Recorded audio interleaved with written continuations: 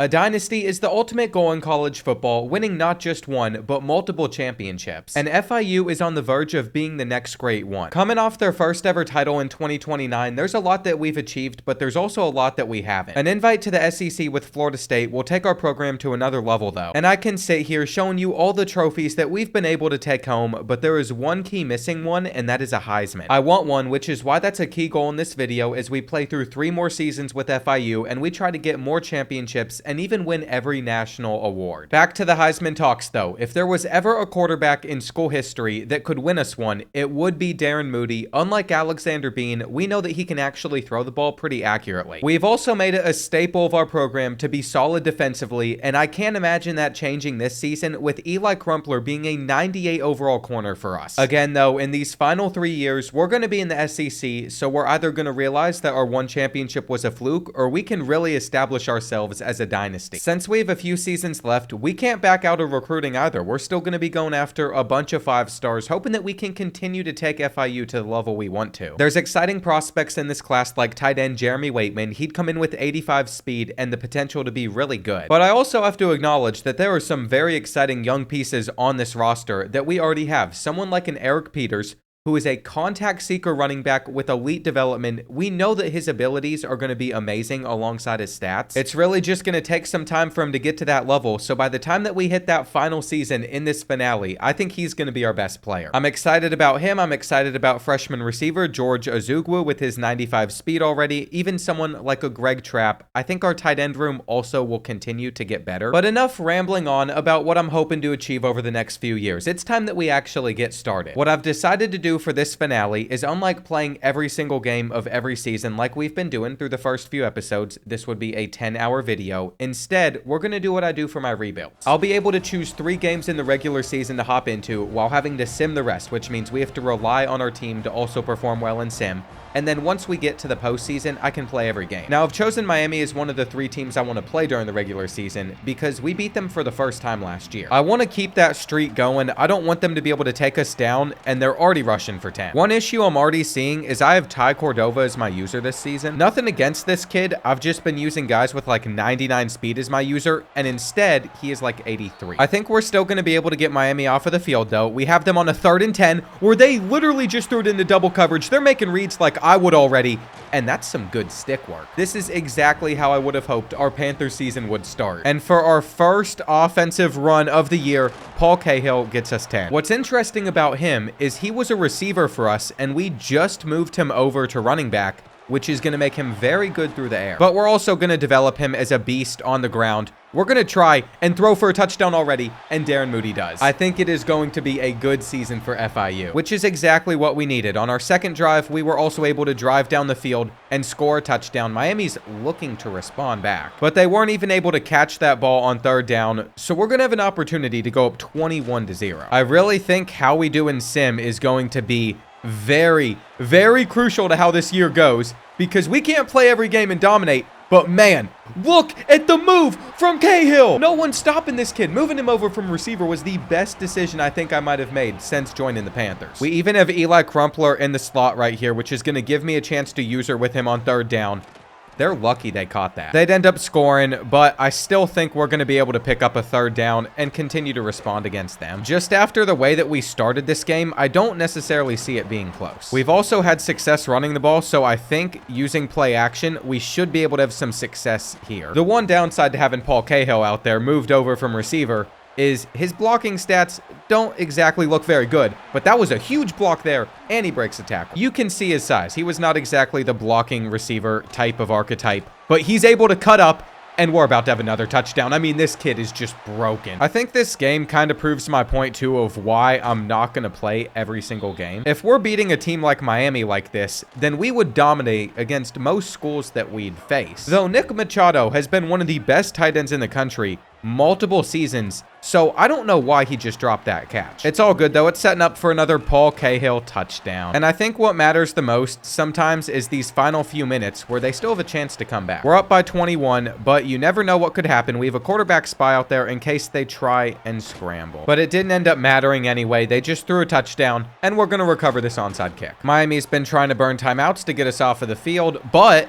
instead, we're just going to stunt on them for a bit as Paul Cahill goes for another one. And what a start to the season for the Panthers. I am very happy with what I'm seeing so far, but there's a lot that we have to do if we're going to maintain that spot being the #1 team in the country, and Paul will not play like this every game. I do have to acknowledge, though, even though our school grades have gotten a lot better, we've built our roster around maintaining most of these players. There are some that want to leave due to playing time, which actually hurts us a lot because Darren Moody's going to most likely declare for the NFL draft early. Deshaun Creed is who's supposed to take his role, but he's just not going to get the playing time that he wants. And then DeAndre McLeod, I just don't think he'll be good enough. That's where the challenge comes in maintaining our success over the next 3 years, because if DeAndre McLeod gets out there on the field, we're in trouble. We have to continue to do well in the transfer portal and also in recruiting, which is why I'm so focused on trying to land Rudy Iverson, but I think Clemson's going to get the kid. My method to get the kid out of South Carolina is a bit unorthodox versus what I like to do typically, but we are going to try and sway him on these 3 hard sells, because if he cares about these, then I think we got him. Although we have obviously had a lot of success at FIU now, there are still some school grades that just aren't changing. Stadium atmosphere is the one that bugs me the most, because this one clearly just won't ever move. And then for athletic facilities, this one might be bugged as well, because our team prestige has consistently risen every year that we've been with the Panthers. We've been able to win multiple conference championships, whether that was in Conference USA, the ACC, hopefully now the SEC.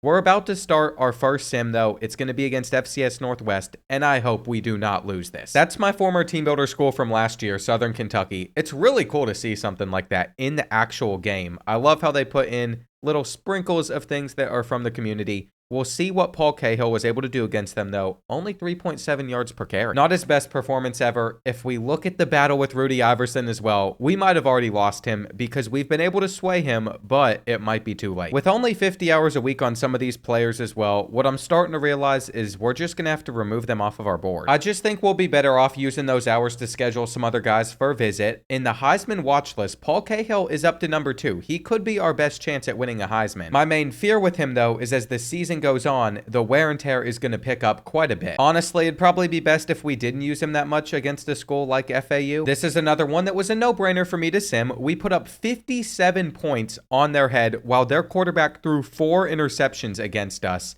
But what was really important was Paul Cahill getting 3 touchdowns. At the moment, he's getting like 30 carries a game. I think we're going to hop into this one at number 12 Texas as the second one we play during the regular season as well. I just think it'd be worth it for us to play that one at DKR. It's going to be tough for us. We're also going to spend some of our coach points in the tactician tree. We can make it to where our defensive backs all get some really good bonuses. I do have some bad news with Rudy Iverson, though. Even with the perfect hard sell, even with a visit scheduled for week 5, Clemson is going to get the kid. And since he's the only quarterback on our board, and we know that we need one, we're about to have to scout through some of these other guys and honestly just hope for the best. Between Stephen Wagoneer and Jeremy Owen, if you look at their stats, I think it's a no-brainer. Jeremy Owen's got a much stronger arm, and they're the same speed, so we're going to go with him. With all the recruiting updates out of the way, though, Paul Cahill's still second in the Heisman Trophy race, so not only do we want to beat Texas, but we want to get a lot of touchdowns with him. You know it's an important game for us if it's the game of the week. And it is going to be a night game as well. We got a sold-out crowd here seeing the light show, ready to watch 2 of the best teams in the country go head-to-head. I think we're going to open up this game with a pretty large gain here. Nick Machado gets us 15. I saw what I wanted to there, the potential for a huge gain,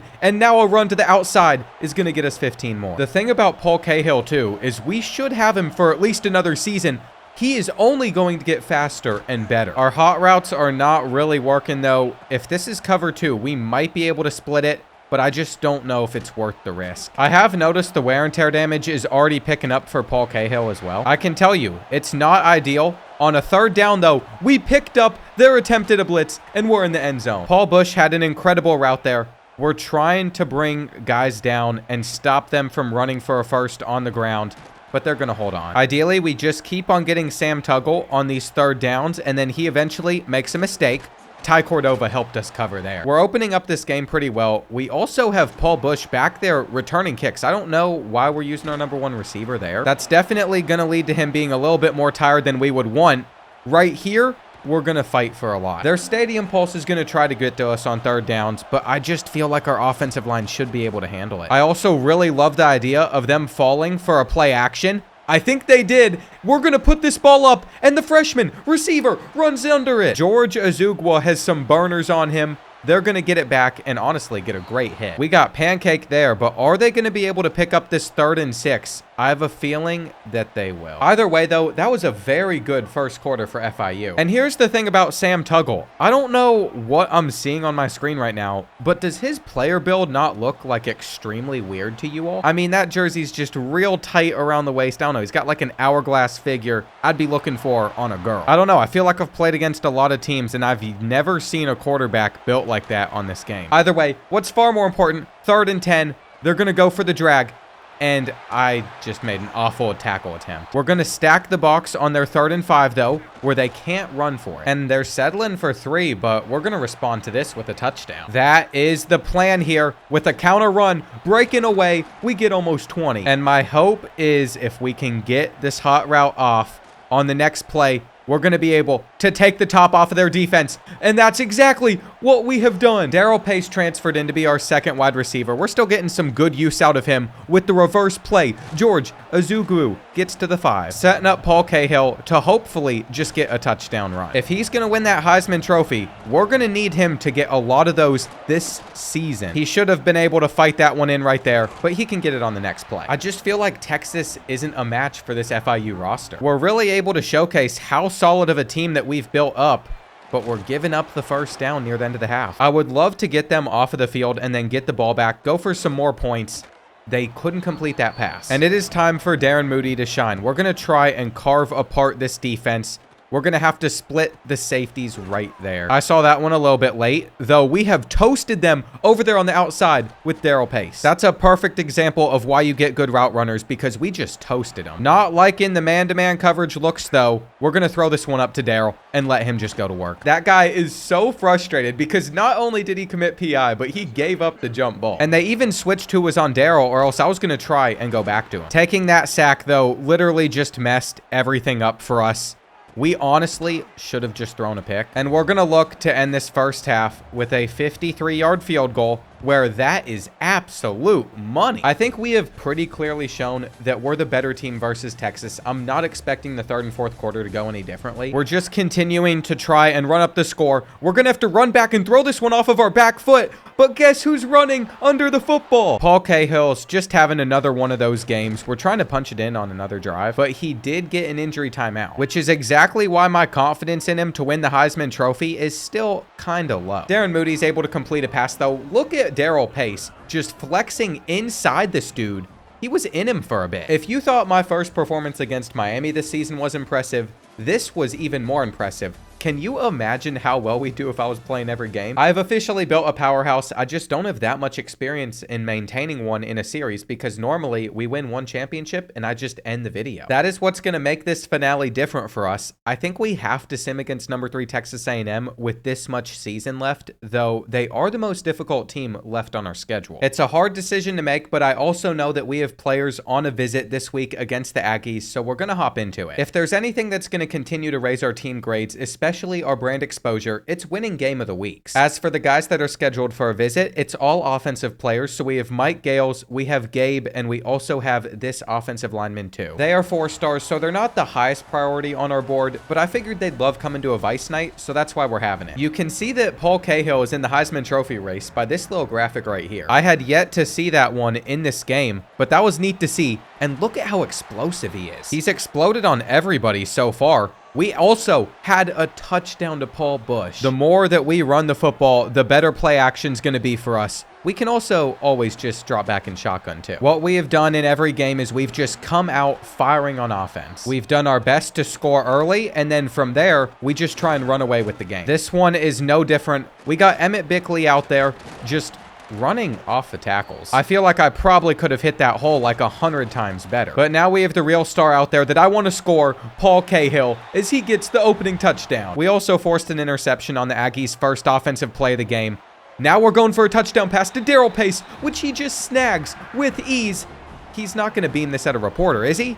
He did. We didn't get the good angle of it, but these are the strong starts that make it feel like we're not going to lose. We're going to have to back up these outside corners. They're just going to run it on 3rd down, though, and we were stuck. Now they have us all sorts of spread out. They don't really have anywhere to go. But what I've decided to do is for 3rd and 9, I want to bring in a blitz that just wasn't successful. In fact, that kid got out of there. It didn't look like it at first, but Patrick McGlynn had some speed on him there. Paul Cahill cuts it up though, and we should have had a house call. With an improved offensive line, I mean, it's just a night and day difference from some of the stuff we've worked with before. In recent seasons, we haven't been able to run the ball as well as I would have liked, but this year definitely feels different, and they were always going to bring pressure, but we drop it. That was a great throw from Darrell Pace as well. I don't think we could have asked for a better one. Nick Machado is going to get us the first. And it seems like running the speed option could be an opportunity for a huge play. We just can't go all the way. Another one I've always wanted to work in this dynasty is just getting our running backs out there. You send the motion and you let them go to work. We might need a throw to our tight end on this play though,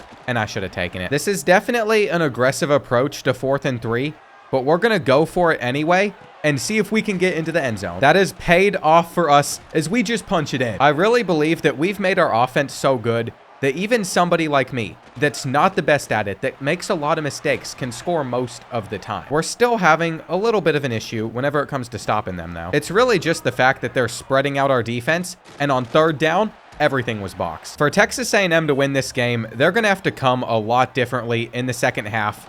We're not going to pick up this 3rd and 11, or maybe we will because Darrell Pace is making plays. This is what I'm saying. Like, our roster is just that good to where I can be making mistakes and we still end up having success. This is what we have built FIU up to, though. We deserve it. I mean, we have worked hard to get them here. We still have about 15 seconds left in this first half as well as we get the touchdown. Nick Machado snags the ball. His best season was his freshman year. I'm not sure if that's ever going to change. But no matter what, he should still have a really productive year for us. And look at us trying to take the top off of their defense again in the 3rd quarter. Freshman receiver George Ezugwu just stretches the field a way that we've not had at FIU before. It is just opening up some huge running lanes for Paul Cahill, and he should be able to score a touchdown here as he fights his way in. The longer this one went on for, the worse it got for Texas A&M. We ended up blowing them out 45-10. Statistically, Darren Moody might still be our best offensive player, even though it has been Paul Cahill that's been getting most of the national recognition. I wouldn't be too surprised if I saw both of them in the Heisman race after that week, but it looks like it's still Paul Cahill sitting on top. The hard part for us now is I have to simulate through the rest of this season since we've already hopped into 3 regular season games. And aside on guys like Gregory Gums, a 5-star gem where Georgia's just going to be able to have the better hard sell. We're going to have to take him off of our board. We're doing pretty well with most of these prospects,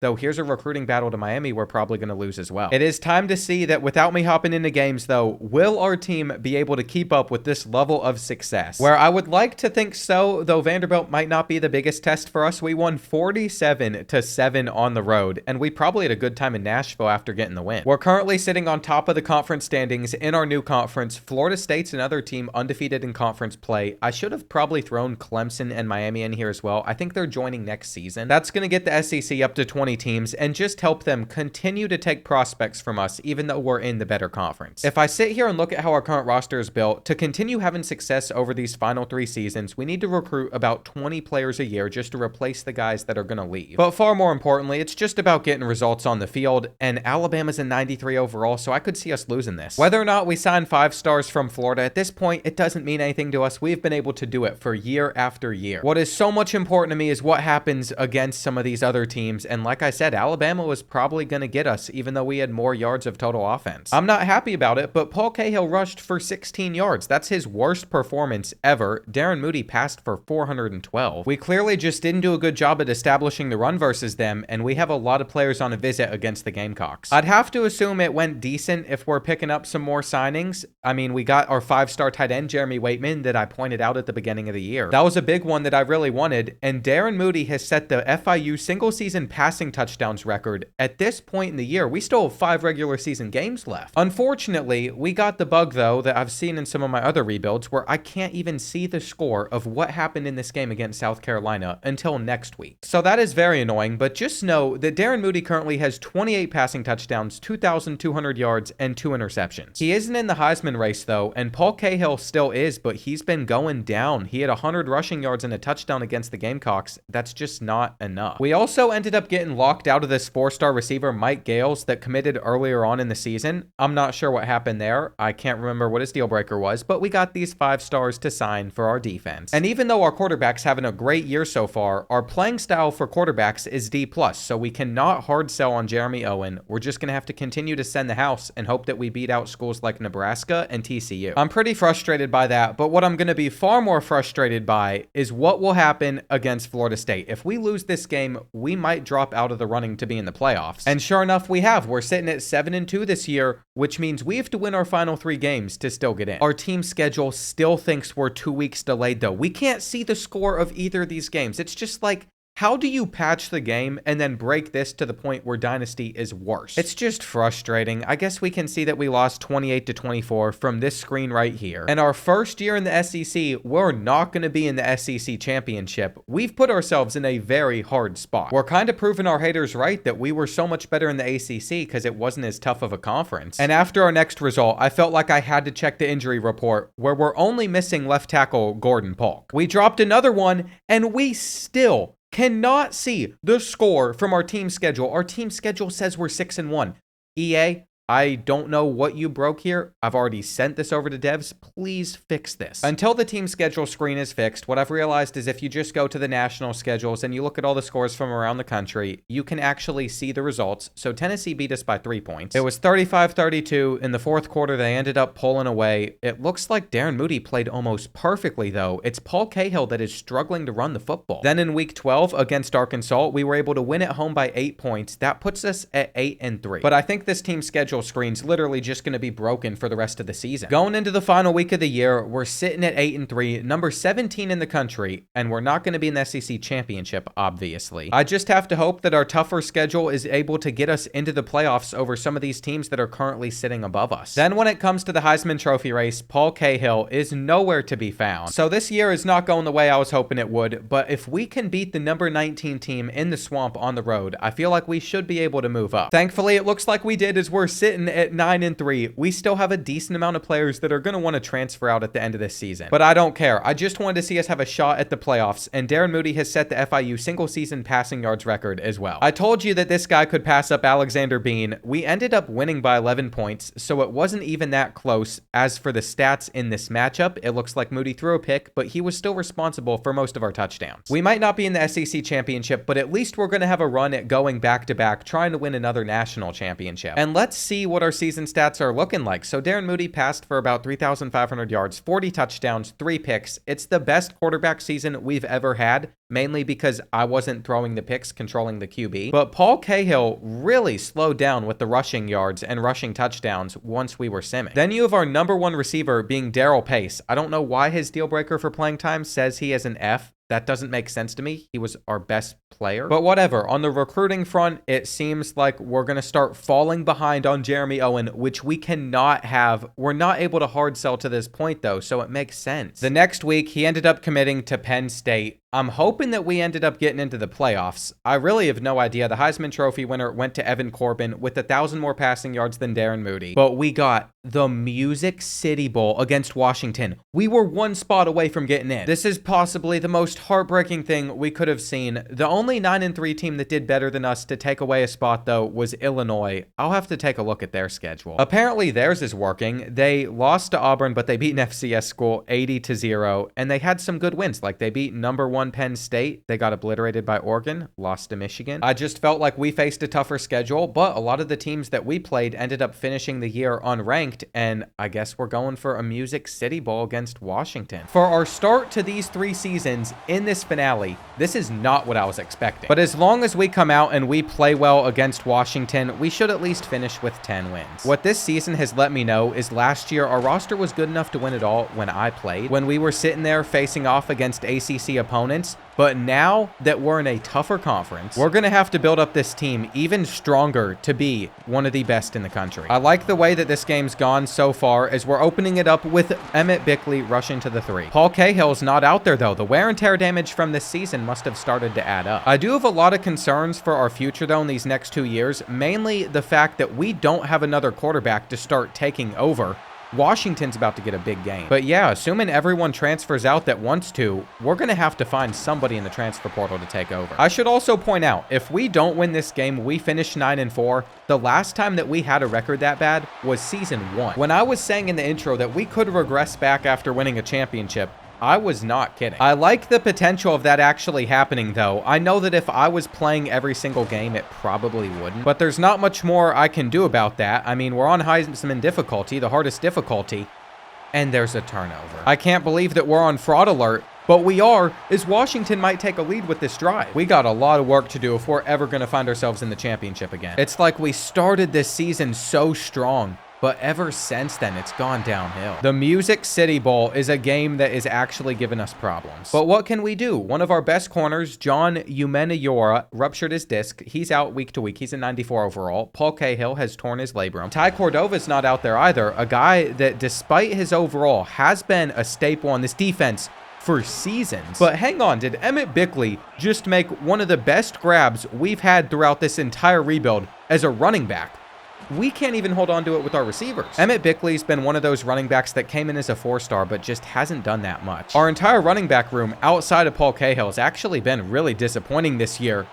And it's another turnover for Darren Moody. You are seeing in real time FIU go from a powerhouse to then a team that can't beat Washington. I blamed everything on Alexander Bean, but as we look back, he was actually pretty good. On 3rd and goal here, we have to keep them out of the end zone, and we do. But that was a close call. We got lucky with the spot, and I can't believe that they're actually settling for a field goal. It's about time that we go back to our roots. What ended up making this team so good over the last couple years? It's the RPOs, it's the direct snaps, and just slowly wearing down the defense. On 2nd and 5, it seems like they're going to go with some zone coverage, but they got a hand on that ball. And I just feel like so much isn't going right for us in this game. We're going to try and get them to bite here. It looks like if we place that on the back shoulder, Paul Bush can run under it. And the Huskies want this ball back to end the first half because they're calling some timeouts. If we just get some good blocks holding up, we should be able to take it in. But since we didn't, we're just going to have to mix in our favorite RPO on 3rd down, which got us nothing. Being aggressive has been another staple of FIU football that I'm not afraid to go away from. Darrell Pace blocks that guy out. He hangs on to the touchdown. We're back up by 1. We're really going to need to hold on, though, as this half ends. I don't want to give up a field goal or anything, and they should have had that. Here we go. 3rd and 3. Washington is going to simply just drop back and hit their tight end over the middle. This is the first time this year where we are having a competitive football game that we're probably going to lose as they shed a tackle and they're at the 2. I don't know what to say besides we're just going to send in a blitz and hope that they don't score a touchdown. We shaded underneath, but I still think they're going to be able to spike this ball before the end of the half, and they do. You know, as we go through this game, I'm realizing we would not have won a championship. I knew that we lost a lot of key pieces from our championship team last year. I didn't know we lost this many, though, because it's taken a big toll on us. I mean, Austin Jennings was incredible. A lot of our receivers were incredible. We should have gotten a sack there, but it's all good. We're stopping them short of the marker, hoping that on this next drive, we're able to take a lead. But I think we need to pull off a deep shot down the field, and we might have him. George turns around, catches the football, and no one is going to be able to keep up with him in a race. What did I say about George Ezugwu? That guy just adds a whole other level to our offense. After a holding call, they just made it all back. But we could still get them off of the field here. I'm stuck on Galladay, and that was a bad pass. There is currently hope for FIU football. We're just going to immediately hit Darrell Pace. And now we're going to go for some play action to confuse them a little bit. Nick Machado out there in the flat. I can't believe how we got out of our rhythm running our offense like this. I mean, it worked forever. But we are back, and we are starting to thrive again. We really shouldn't have Darrell Pace getting this jet touch pass. He's just not the best fit for those. And on 3rd and inches, it's time for Emmett Bickley to hit that gap. My biggest problem with him is he has normal development, so it's going to be hard for him to improve a lot throughout his career. I thought we were about to snag that. Paul Bush literally had that one in his hands, and it's 3rd and 5. Either way, we're about to be up by 8 points, though I would much rather pick up the first down. And you all have seen the struggle in real time. The Huskies have given us the best game this year. Every other game that we hopped into, I mean, that wasn't even a contest by like the second half. I really think what happened with FIU was this team just got complacent after winning it all. We started the year strong thinking we were just going to easily make it back to the national championship, but that is the complete opposite of what happened. And if it was anyone other than Liley, one of our running backs out there in man-to-man coverage, I'd feel a lot better about trying to throw this over his head as he gets a hand on it. He just created no separation there. I wasn't even looking anywhere else. It's going to be 3rd and 5, though. And I hope that we are prepared to get a blitz in. They weren't ready. That might be the most important stop of this game. Paul Bush takes it. All we're going to need is a couple first downs. And you know how we're probably going to get some of those. Something has happened to Darren Moody, though. He's been having a rough second half to this year. I don't know if his girlfriend cheated on him or what, but this might actually cause him to stay in college for another season. He simply doesn't look ready for the NFL. We're going to hand this one off, and we're going to get like 5. The Huskies started to call timeouts, and on 3rd down, we didn't place it there. By the way, we lost 8 yards on 2nd down because I got very confused with the RPO and we just lost a lot. So not happy about it. It was really bad, and it's put us in a position where we have to clutch up. Eli Crumpler does that for us, though. Finally, our defense making game-winning plays like we did in the past 2 seasons. Having a defender like that is really what set this team back. I thought we had it with him being a 98 overall, but he didn't do as much as we were hoping for. I mean, we can sit here and celebrate the fact that we won the Music City Bowl, but that's not a good idea. I'm truly not happy with it because even though some of these prospects I'm sure are going to be absolute beast for us, we don't have a plan for quarterback in the future. Though Jeremy Owen was a normal dev player, so he wasn't that good. Currently, if I had to guess, Darren Moody is going to go on to the NFL early, and then Deshaun Creed is going to transfer out because of playing time, even though he is set to get that this next year. We also saw a lot of single-season records at FIU get set this season, whether it was Darren Moody with his passing yards or it was Darrell Pace with receiving yards and receptions. Even with the number of touchdowns he caught, I point all this out to say that every record for FIU single season in this book has come from this dynasty. It has been a good run for us, but obviously we want to get more championships. And we lost our defensive coordinator to become the head coach at Iowa, which means we're going to have to find somebody else to replace him. I feel like Vern McFarland's the best fit. He's mainly a tactician, but he also gives us some boost in the strategist tree and recruiter. So luckily for us, he's going to accept the job. As for the national champion, that one went to Georgia. They took it home by 8 points. But I have some good news. It looks like Darren Moody realized he had a rough ending to this season. He was not happy. He said the job is not finished, so he did not declare for the NFL draft. We're obviously going to lose some key important players from this team, like Eli Crumpler, like John Umenayori, like Gordon Polk, who was our best left tackle, even Darrell Pace, who transferred in for a year. The last player that's graduating, I'll point out, is Ty Cordova, because we used him a lot. But outside of that, some of the bigger losses are going to be receivers like Paul Bush, yet he wants to run it back as well. Deshaun Creed did not end up staying, though. That was our backup option at quarterback, which means we still have to figure out who's going to take over for us in the future. Emmett Bickley's also gone. And even Robert Ballo, one of our tight ends that's been around since a freshman, he decided he wanted to leave as well. Even though we had some pretty big losses on this roster, it's nothing that we can't bounce back from. In fact, I think next year's team is going to be so much better than this past season's. What'll really end up setting it apart, though, is what we're able to do with this transfer portal class, especially if we can sign like Isaiah Skaggs, the number 2 cornerback in the country. Landing prospects like this would not be something new for FIU football. We've been able to do that in past seasons, so you're going to see a massive amount of transfers that we're going after. Some of them younger, some of them juniors that are going to be seniors that only be here for a season. But Timmy Venable is still a high school prospect. He was like the only quarterback I could find. No one wants to transfer here and play. As we look through some of the signings that we've already made or some of the other high schoolers that we're still trying to close out on, I'm realizing we should have gone after more than just a couple quarterbacks, especially since we continue to pick up great receivers for them to throw to, like Damian Folsom. What I ended up having to do was just take a wild guess on some hard sells. For some of them, I can assume that I ended up getting them correct, but there are also some other players where I know that I just didn't get it right, so we're not going to get them. And at the end of the day, on receivers like Moses Barrymore, I would love to sign him, but I feel like Texas Tech has a slight edge. Even someone like Timmy Venable isn't going to be a guarantee for us. It's coming down to the wire. And so the transfer portal period that seems so much easier at the beginning of this dynasty than even now after we've had success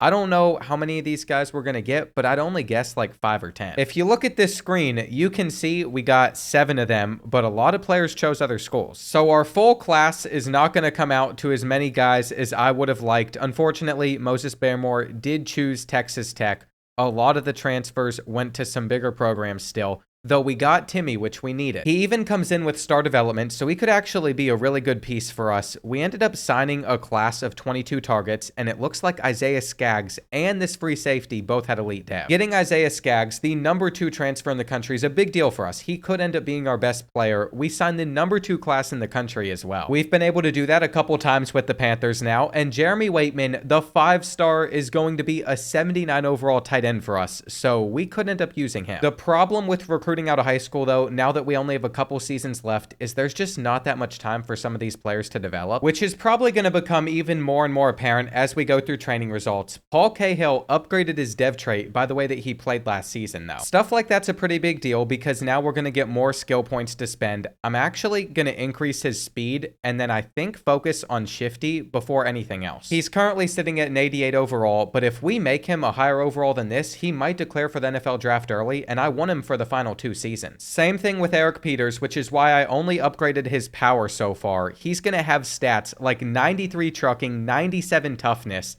and we can even get stuff like workhorse and battering ram on him as we continue to upgrade. As for quarterback Darren Moody, I've been upgrading his elusiveness and IQ with the hope that he can play a lot better in sim. I don't want to lose games like we did this past year. Unfortunately, his accuracy was maxed out, and there wasn't much I could do about abilities either. Then we have former 3-star receiver Paul Bush. His route running is only going to get better. Some of his catching is only going to get better. But if there's anything I overlooked, it was definitely on the abilities that we got. That is typically something I just tend to overlook. I think we're going to spend skill points on getting George's speed up to a 97. And then another thing we can focus on, especially next year since he's 6'4", is getting this 50-50 jump ball ability. Behind those two, we have Greg Trapp, who is going to have silver shifty. I was working on his elusiveness whenever he was younger. Now we can start to focus on route running and hands as well.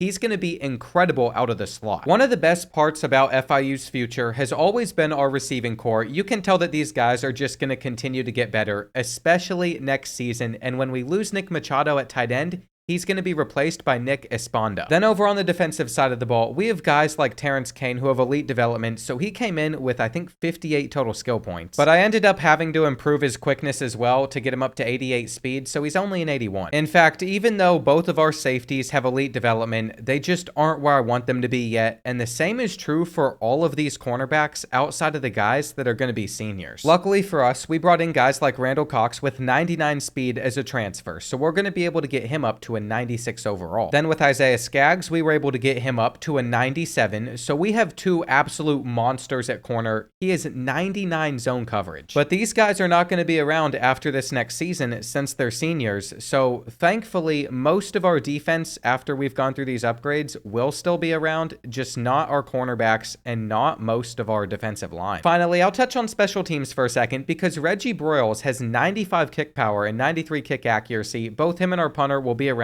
for the rest of this dynasty. But things are not getting any easier for us. Like I said, Clemson and Miami were set to join the SEC the season after both us and Florida State did. I can already tell that they don't really want conferences to get to 20 teams in this game because the protected opponent screen when you're setting 2 of them looks so odd. We ended up getting Florida State and Miami as our 2 protected opponents though, and we're just gonna have to hope that Florida also gets on our schedule. We are currently in a super conference, but at least only 2 players want to actually leave our program. We currently have a 99 overall defense for the first time ever. Our tactician boost get us up to having a 99 overall player, and Darren Moody as a 95 is going to be a monster. I also just noticed that Jordan DeBeer has joined our roster. We lost this battle in the transfer portal. I'm not sure why he's on our team. I literally think this kid chose Miami, but apparently he flipped his decision and he stumbled on our roster, so now we get to work with him. I didn't really know what I wanted to upgrade, but if he's going to be our starting running back, I'd like to get him to 93 speed. He's also going to have 92 change of direction, 86 trucking. During his time at Alabama, he never got many yards per carry, but he definitely scored a lot of touchdowns. That was a nice little surprise pickup, and we are going to be targeting some high schoolers still, going after quarterbacks, but I'm not going to go after any other 5 stars even, because we'd use the portal for guys that are going to start next year. No matter what, we have 2 seasons left, and our only goal is going to be getting FIU another national championship. We don't just want to be a one-time winner. Apparently, one of these 5-star quarterbacks is already running from the grind. That lets me know that he is not going to be our best option available, since he cares about playing time, and he's already written us off. If there's anybody I'd like to land, obviously, it is Steven Chizina with his 96 throw power, 87 speed as a true freshman, 6'5" as well. I just have a feeling that Alabama with that tier 5 pipeline is going to get him. And as we build out our schedule, let's think this through. We are in the SEC. We need to schedule some absolutely horrendous programs so we can get some free wins outside of our conference play games. Just knowing how hard our schedule is going to get as we go throughout this season, we needed some freebies like this on there. But just seeing that we only beat Bowling Green by 18 points does not make me feel good, since we're like 40 overalls better than them.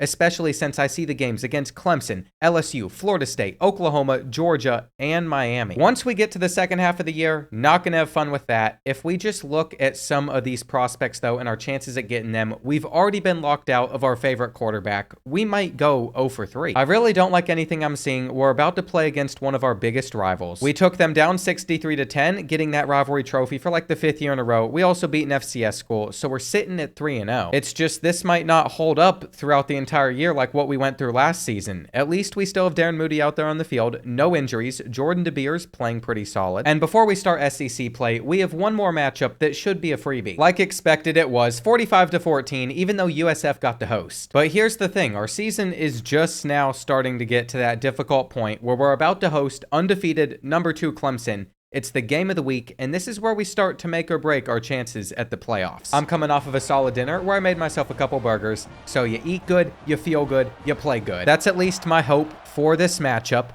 And it looks like our stadium started to remain full, which is really good because it wasn't up to this point. Even though our stadium atmosphere is still an F, I'm okay with it as long as we sell out the crowd. And this really should be the best defense we've ever had with this team, which is why the expectations are high. On 3rd and 12, we're going to man up over there. I'm stuck on Lewis, which is not good, but we're still going to be able to get the stop. And in this matchup, we have the best receiver. We can establish the run well. We could also throw the ball a ton if we wanted to. Nick Machado gets us 15. But since Jordan DeBeer came here at the last second, how about we give this kid some carries and let him go to work for us, as we're already gonna stiff arm off a tackle and he goes to the end zone. That's the type of stuff in this game that gets me fired up. I don't care if the stiff arm's overpowered. Let him be. Plays like that are why I play these college football games. But are we gonna be able to get them off of the field on 3rd and inches? If they go for a handoff, I feel like we should be able to shoot in that gap. He still gets it. Now they're going 5 wide, but it was a screen pass that we're underneath on. It's almost like the second that they drop back is when they start to have their issues, which is something you can see here. When they're no longer running the football, they aren't having as much success. After that play, though, on 3rd down this time around, I'm going to go with the cover 6. That did not work either. Taking down Clemson could be a little bit of a challenge for us as they bounce off of the tackle and get in. I don't know why I thought it was a good idea to make the SEC harder than it already was, but I think Nick Machado is going to be able to run under that football, which gives us a solid ending to the first quarter. Plenty of time to pull away still. What I'm going to be most curious about, though, is if they go with any man-to-man coverage like they did in this play, and that's the easiest throw of our life. Darren Moody sees he gets the separation. He's going to hook up with him every time. Paul Bush is simply just too good to not stare him down. And on a 3rd down, I'm glad they didn't hit us with the flag because I ran straight into a player. Can we tackle? We still weren't able to get Clemson off of the field that early, but at least they're only going to get a field goal. And I just feel like with the amount that we've been running the ball, play action could work for us. But the guy I was staring down did not get open. He was double covered, and I threw an awful throw. The spin gets him loose, too. For what I just threw, there's absolutely no excuses. We're manned up on one side of the field. It didn't matter, except we hit the ball loose, and there we go. We got the pick. Skaggs is going to need to somehow get around this kid. Those are the times where whenever the hit stick and all that is working properly on this game, it looks incredible. That play felt great. That just completely changed morale and how things are going. Though they got 2 guys on DeBeer. Making this a 3rd and 7. I can't imagine that they're going to press Paul Bush here. But he gets the step, and there's a safety back there. I should have thrown this ball to the sideline. it's another interception for Darren Moody because we just refuse to go with shorter throws underneath. The computer got me to throw that ball right where they wanted it. I could have picked that one off. And with their next field goal attempt, it goes in straight down the middle too. What I'm realizing is maybe our offense isn't as great as I thought it was. Normally in these rebuilds, I get up to a team that is as good as what we have right now, and I just expect us to always win. That has not been the case with FIU though.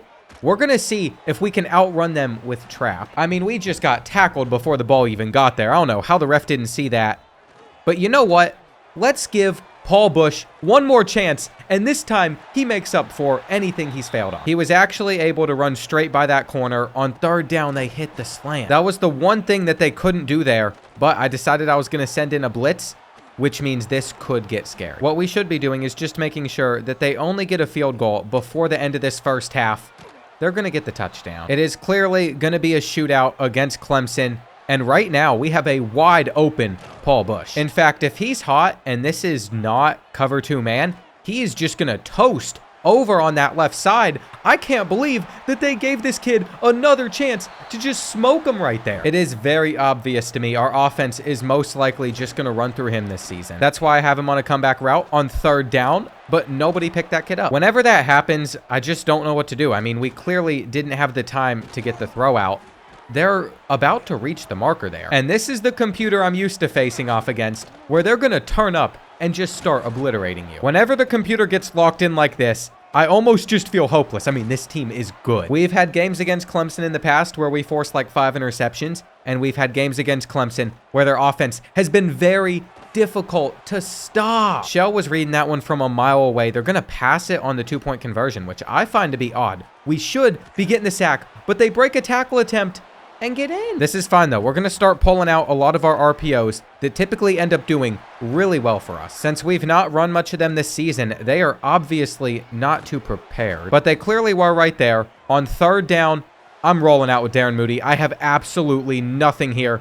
We just got to throw it away. Don't go typing in the comments either that you saw somebody there, because guess what? I did too. It was just like 2 seconds too late. I fully understand that this could be it for us. This could be our first loss. This makes me feel good about future Dynasty stuff I do though, that you don't just win it all and then keep on winning. I still find it crazy that we didn't even make the playoffs last year.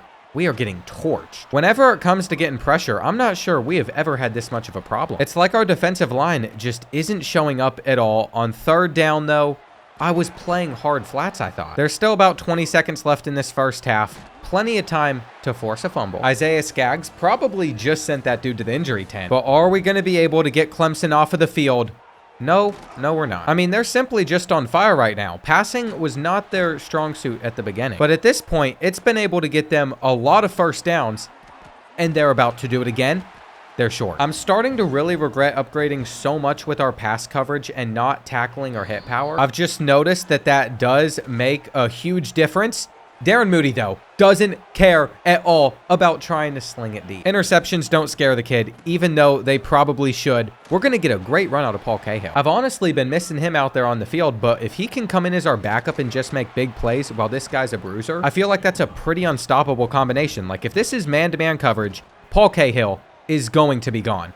It was zone, but we found the space in between the defense. He's also out there in shotgun formation, so if we want to just hand off like a counter here, he'll take it. But for this next run play, he won't be on the field. We ended up going with the halfback stretch, and what just happened? Did he just have a seizure mid-play? He took the hit, and he stumbled forever. Remind me to never try and truck that Clemson defender again. He hits hard. There is no reason to try and do that. This is what I was afraid of, though. Having drops like that one make this 4th and inches big. We're going to stick in goal line out here and see if anything can get open. But oh well, it is back to throwing the rock. And there we go. We have Nick Machado. This game is not over yet. We still have to be able to get a stop on defense. And that is going to be a pretty hard process for us, though they just sent it up.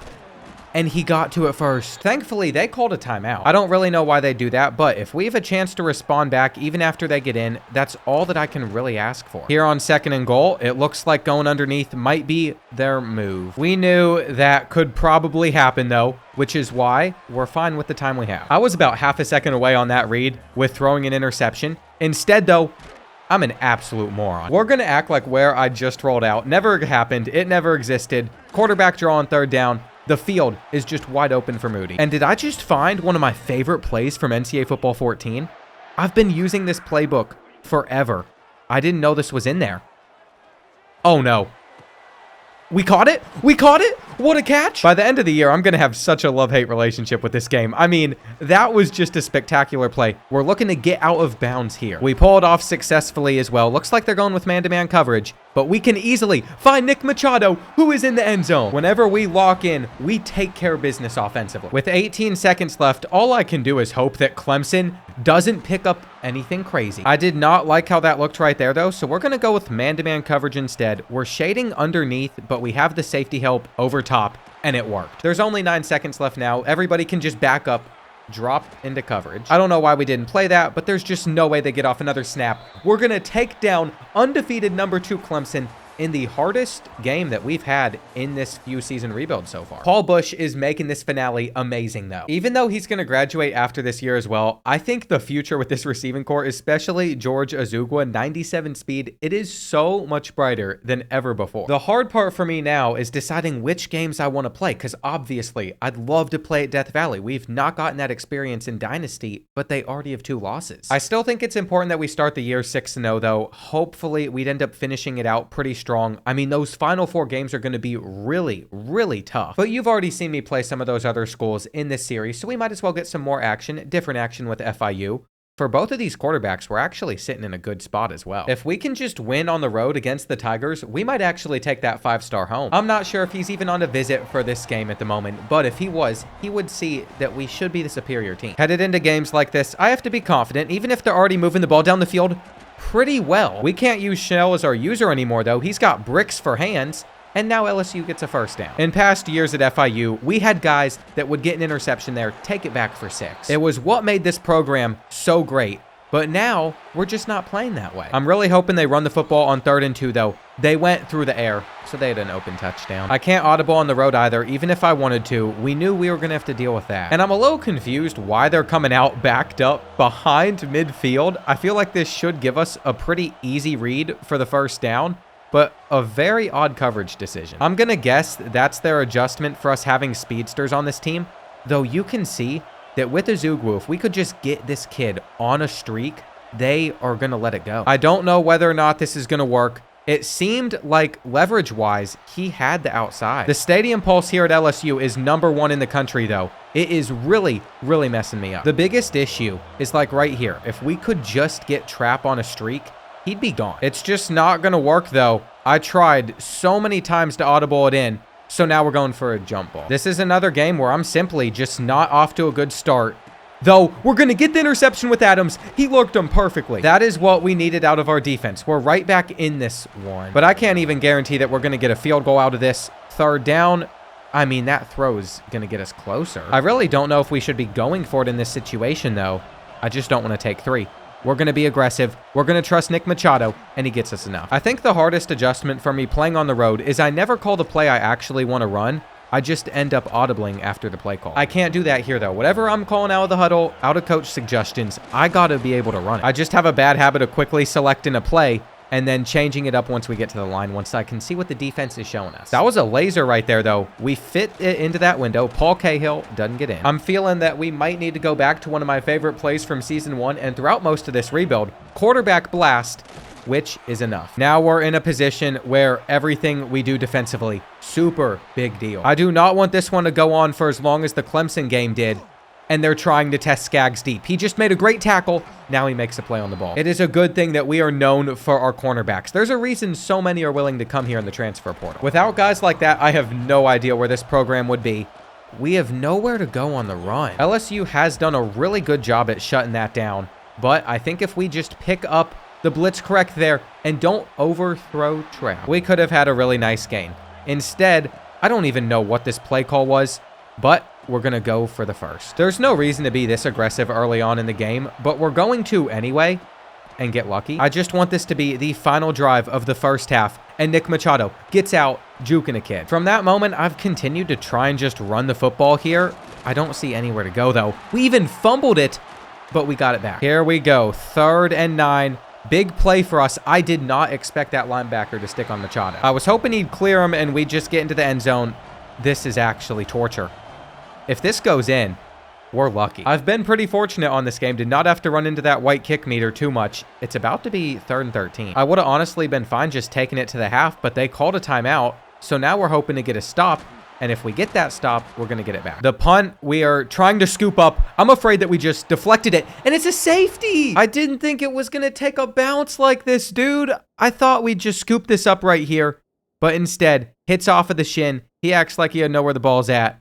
And they get 2 points out of it. You know how this goes as well. They ended up getting in field goal range. That was certainly a new experience. I've never had that happen to me before in a college football video game. Sometimes those possession catches don't look that fluid either. I don't know why it looks like they just like glitch to the ground. What is important though is what type of coverage we're about to get. If it's cover 3, I had a read drawn up, but that was cover 2 invert. And look at this seam. I mean, Paul Bush is gone right here. Paul Bush has got to be gone. He's not. We're throwing it above that kid's head, but it can't be caught. What's crazy, though, is I got bailed out by simming the punt and accidentally an extra play. We scored a touchdown off of a pick 6. Maybe that's the game telling me that we're going to be better in sim once I'm no longer controlling this team. I sure hope so. On 3rd and 7, I figured they'd have routes out there like that. Typically, whenever you get a bunch look from the computer on 3rd down, they have a drag and then an angle route. If we're sitting in zone coverage, it is incredibly difficult for us to stop, and they're going to hit us with a flag. I really don't like Theo Shell. He might be my least favorite defensive back I've used throughout this entire series. On 2nd and 11, we got some underneath shading, which is about to give up a big run. 2-man under can kind of scare me in those spots. And they catch it plus flip in. I could have told you this game was going to be difficult for us. I didn't know it was going to be this difficult. I can't guard both of them. We also don't have my running back of choice out there that I would prefer to have in. But I'm going to be honest. Jordan DeBeer gets that, while Paul Cahill probably wouldn't have, which is why he's also going to go in on 3rd down. Sometimes you just need someone that's going to run through a bunch of them. I threw a pick straight to the defense. There's no excuse will make that read look good. I mean, I didn't think this kid was going to be able to play that ball, but he did. This is definitely not how I expected this matchup going, though, especially since they're 3-2. Look at what formation they're in as well. I bet they hit us with the angle route and the drag. I told you, I cannot guard it. We're so about to lose to the Tigers. Maybe we'll be able to catch them off guard with some play action. Didn't even have a chance to get that ball out, though. It's going to be cover 2. And they have a guy playing over there on the sideline. It might have been cover 3. This is so sad. It's actually been a while since we've had a meltdown in this series, but I just don't know if we're going to be able to get them off of the field. And even though we are, they're going to have a 13-point lead with 5 minutes left. I picked a tough one to play on 1st and 10. They got in pressure. Now I can't even tell what routes we have out there on the field. They're boxing up Paul Bush. I'm officially hitting full-on panic mode. On 3rd down, though, we're just going to step up and take our shot. We got 97 speed for a reason. George Azugwu keeps us in this game. That was the dream look right there. It's not that often where you get that against LSU. Press coverage with no safety help over top will do it, though. We're running cover 3 on 3rd down, and he can't get that. You see what we needed? We needed a stop. We needed a quick touchdown. And now, this could be the last drive of the game with 4 minutes left, where we're able to take this one home. We're no longer in a rush. I no longer have to force anything, which is great news. Though if we end up throwing a pick that ends this one, I'm going to be so sad. They're just giving us the biggest hole possible on 3rd down, though. I don't know why they do that. You would assume that we're probably going to run it in that situation. Right before the 2-minute warning, I'm going to get off one other snap as well, just because I saw what I wanted to see. Don't overthrow him right there, Darren Moody. After all the things I said about Alexander Bean, that is the absolute last thing that we needed there. It's going to be 4th and long. I know the crowd for this is going to be miserable as well. They're going to drop back into cover 3, I think. All right, Nick Machado. I trusted him there. We lean on him as our safety blanket. Now we're going to get this one out very quick because Paul Cahill can take us to the 22. See, I think we still got gas with our running backs that could end up making some big plays. But I accidentally put in our backup quarterback, not our backup running back for that play, where I wanted it to go to Paul Cahill, as he is going to get us the first. We also have a bubble screen set up here, but it looks like they're going to play it, and I have absolutely nothing else to throw. I don't know how this is going to work. Do we just take the sack? I should have called a timeout. It's going to be 2nd and goal. From a lot farther back, we can't step up and run. This puts me in a very challenging spot. 2 plays to reach the end zone. Obviously, Paul Bush is my first read. We're going to go for the aggressive catch. And look at Peters making the snag. I have not seen this kid on the field before. This kid's tiny. I think Juan Peters might have gotten like his first snap ever. They just iced us with that kick. I might have missed that. But I think that was one of his first snaps ever, and it's going to be a game-winning touchdown. I can't believe we actually pulled that one off. 8 seconds left now. No field goal range. This one's going to be over. See what I'm saying about this game, man? Like, that whole drive right there just gave me the highest of highs. I absolutely love the game. And then I'll run into stuff where I'm like, how is it there? We get the pick. I'm gonna be honest, I thought they were about to catch that. What a performance though, dude. FIU improves to 6-0 on the year. Now, this is a school career record that I can promise is legit. Darren Moody sets the FIU career passing yards one. It's kind of crazy to me that this is now his 4th season with us. It feels like just yesterday we were making trips down to Biloxi, Mississippi, trying to get the 5-star to sign on, and he did. It was the greatest decision he could have ever made, but ever since then, it has been challenging to get quarterbacks to come here. If there's one position I found really hard to recruit on this game, it's definitely that one. Matt Sloman could also commit as well. So we're going to have an extra 2 QB options next year. The only thing that could still mess that up is if we lost to Arkansas and Sim, but we're at home, we're 18 overalls better, and I'm just hoping for the best. From the looks of it, we've set another school record. Nick Machado has set the FIU career receiving touchdowns record. And with a 31-14 win over Arkansas, we took care of business. I'm still not feeling great about this season, though, because Miami's ranked #1 in the country. We're probably going to have to play our rivals at some point. Georgia's number 7. We face Oklahoma, who's number 12. The rest of our schedule is going to be brutal. And what I learned last year is if we lose 3 games, that might be enough for us to not get into the playoff. With the commitment of Matt Sloman, though, the first 5-star commit since Darren Moody at quarterback, I think we got another win. You can see on this screen we're 8-0, and it looks like there's only a couple players that still want to transfer. After those first couple seasons where we lost so many guys to the portal, so many guys to graduation, I feel like it really slowed down. We did a good job at retaining most of this roster. We're also just going to continue to sim. We just dropped 58 points against Ole Miss. Unfortunately, though, the team schedule bug is happening again, so we're just going to have to find the result of this game here. We beat FSU by 4 points. We somehow scored 12 in the 4th quarter. I really hope that was not 4 field goals. That'd be pretty embarrassing if we ended up kicking 6 against them. We did. It's still pretty clear to me, though, that most of our success is coming from Darren Moody. This is a home game against Oklahoma, number 8 in the country. Not a team I'd normally want to sim against. I just feel like I'm going to want to play against both Georgia and Miami. And look at this, dude. I just don't understand. To make matters even worse, if I go over to week 11 on scores and schedules, it doesn't show me the box score or the result of this game now. Like, what are we talking about? On this screen, it shows we're 10-0. On that screen, it says we're 9-0. I guess the only way to see the result now is see that we won from this screen 41-20. You just got to keep on coming up with solutions sometimes. It is time that we make that tough decision, though. Do we want to play our final game that I can hop into in the regular season against Miami or Georgia? The thing is, if we lose to Georgia, we could still go out, beat Miami, and get into the SEC championship against them. And either way, we're playing the Hurricanes in the SEC championship if we do make it there. So I'm actually going to hop into this one against Georgia. I'll also say, for being undefeated in the SEC, I'm surprised that we're ranked number 3. But let's just hope that this one goes well. We got Kirby Smart still there like 5-6 years into the future. I've seen him take some crazy jobs. I think someone sent me a DM where he went to be like the defensive coordinator at UAB. Obviously, that is not realistic. It's a little bit dumb, but to me, that's kind of fun. You can get him as a coordinator. I really do like the addition of having all the real head coaches in the game. On 3rd and 1, I figured we're not going to stop this. We don't. There were too many motions and stuff going on, but a big sack has made this a 3rd and 23 that they're not going to come close. It's another game, though, where the home field advantage is going to be a pain. If I could have just audibled there, I'm pretty sure I would have had a touchdown. We're going to trust Nick in the flat. Most importantly, though, you know that I have to set up for a deep shot, and I don't see anything here that I would have liked. Can Darren Moody get out of this situation, though? If there's anything I'll give Alexander Bean credit for, that final year when he had like 95 speed, he was so quick. What button was that kid?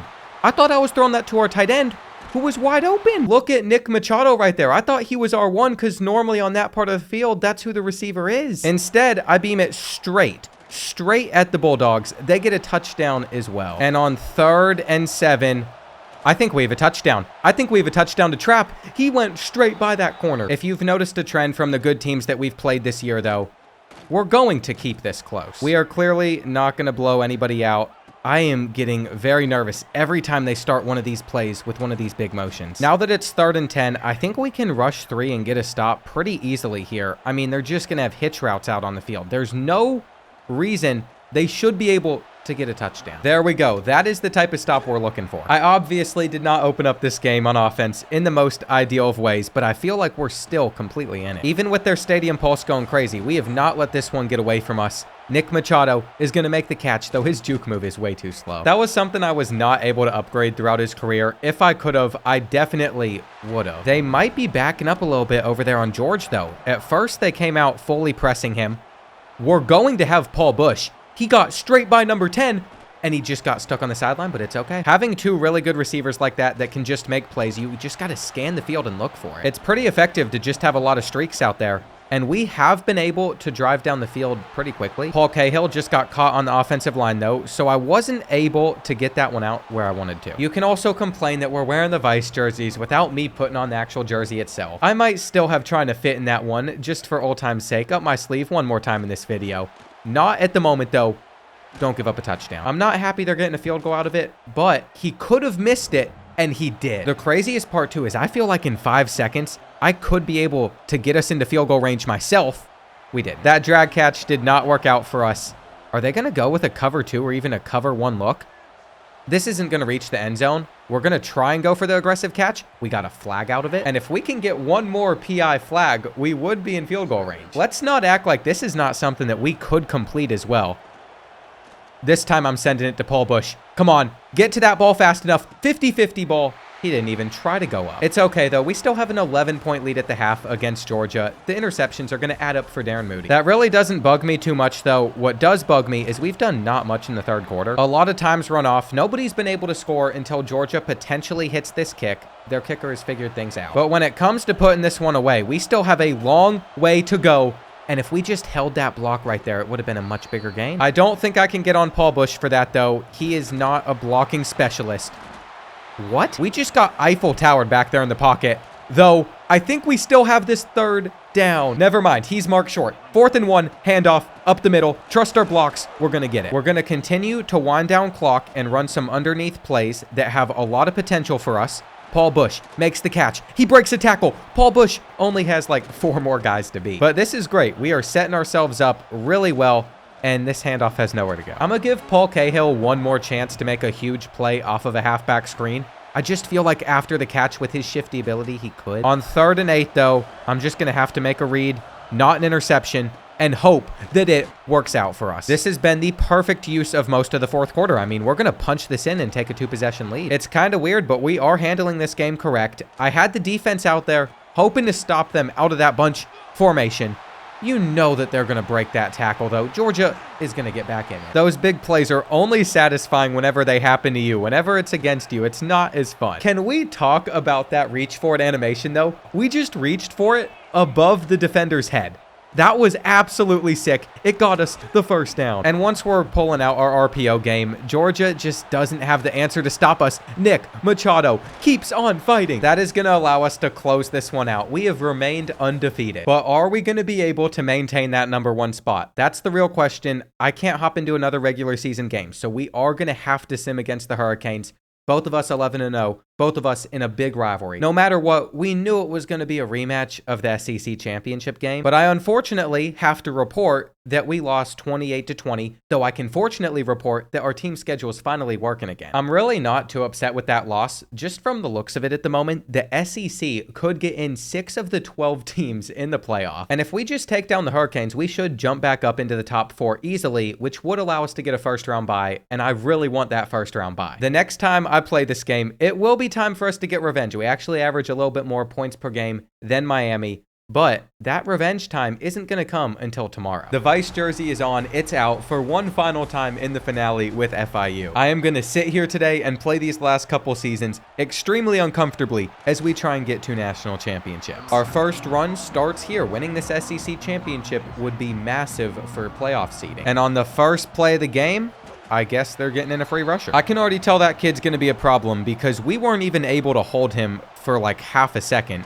but we'll get this one out quick. One smart thing I've already noticed the Hurricanes doing is they're making sure we can't beat them deep. Everybody has been backed up off of the ball. We're just going to hit trap with this drag, and we're going to hand it off on third down as they're going with some press man-to-man. When they do that, though, they've had safety help drop back over top. We should be able to put that ball into that window. We've been locked in so far on offense to open up this game, and unfortunately, we should have gone straight up. We could have gotten that run to like the 1-yard line. Instead, we're waiting to beat the press over there. Paul Bush had to fight for his separation, but he got it. We also have the Hurricanes on an early 3rd and 3.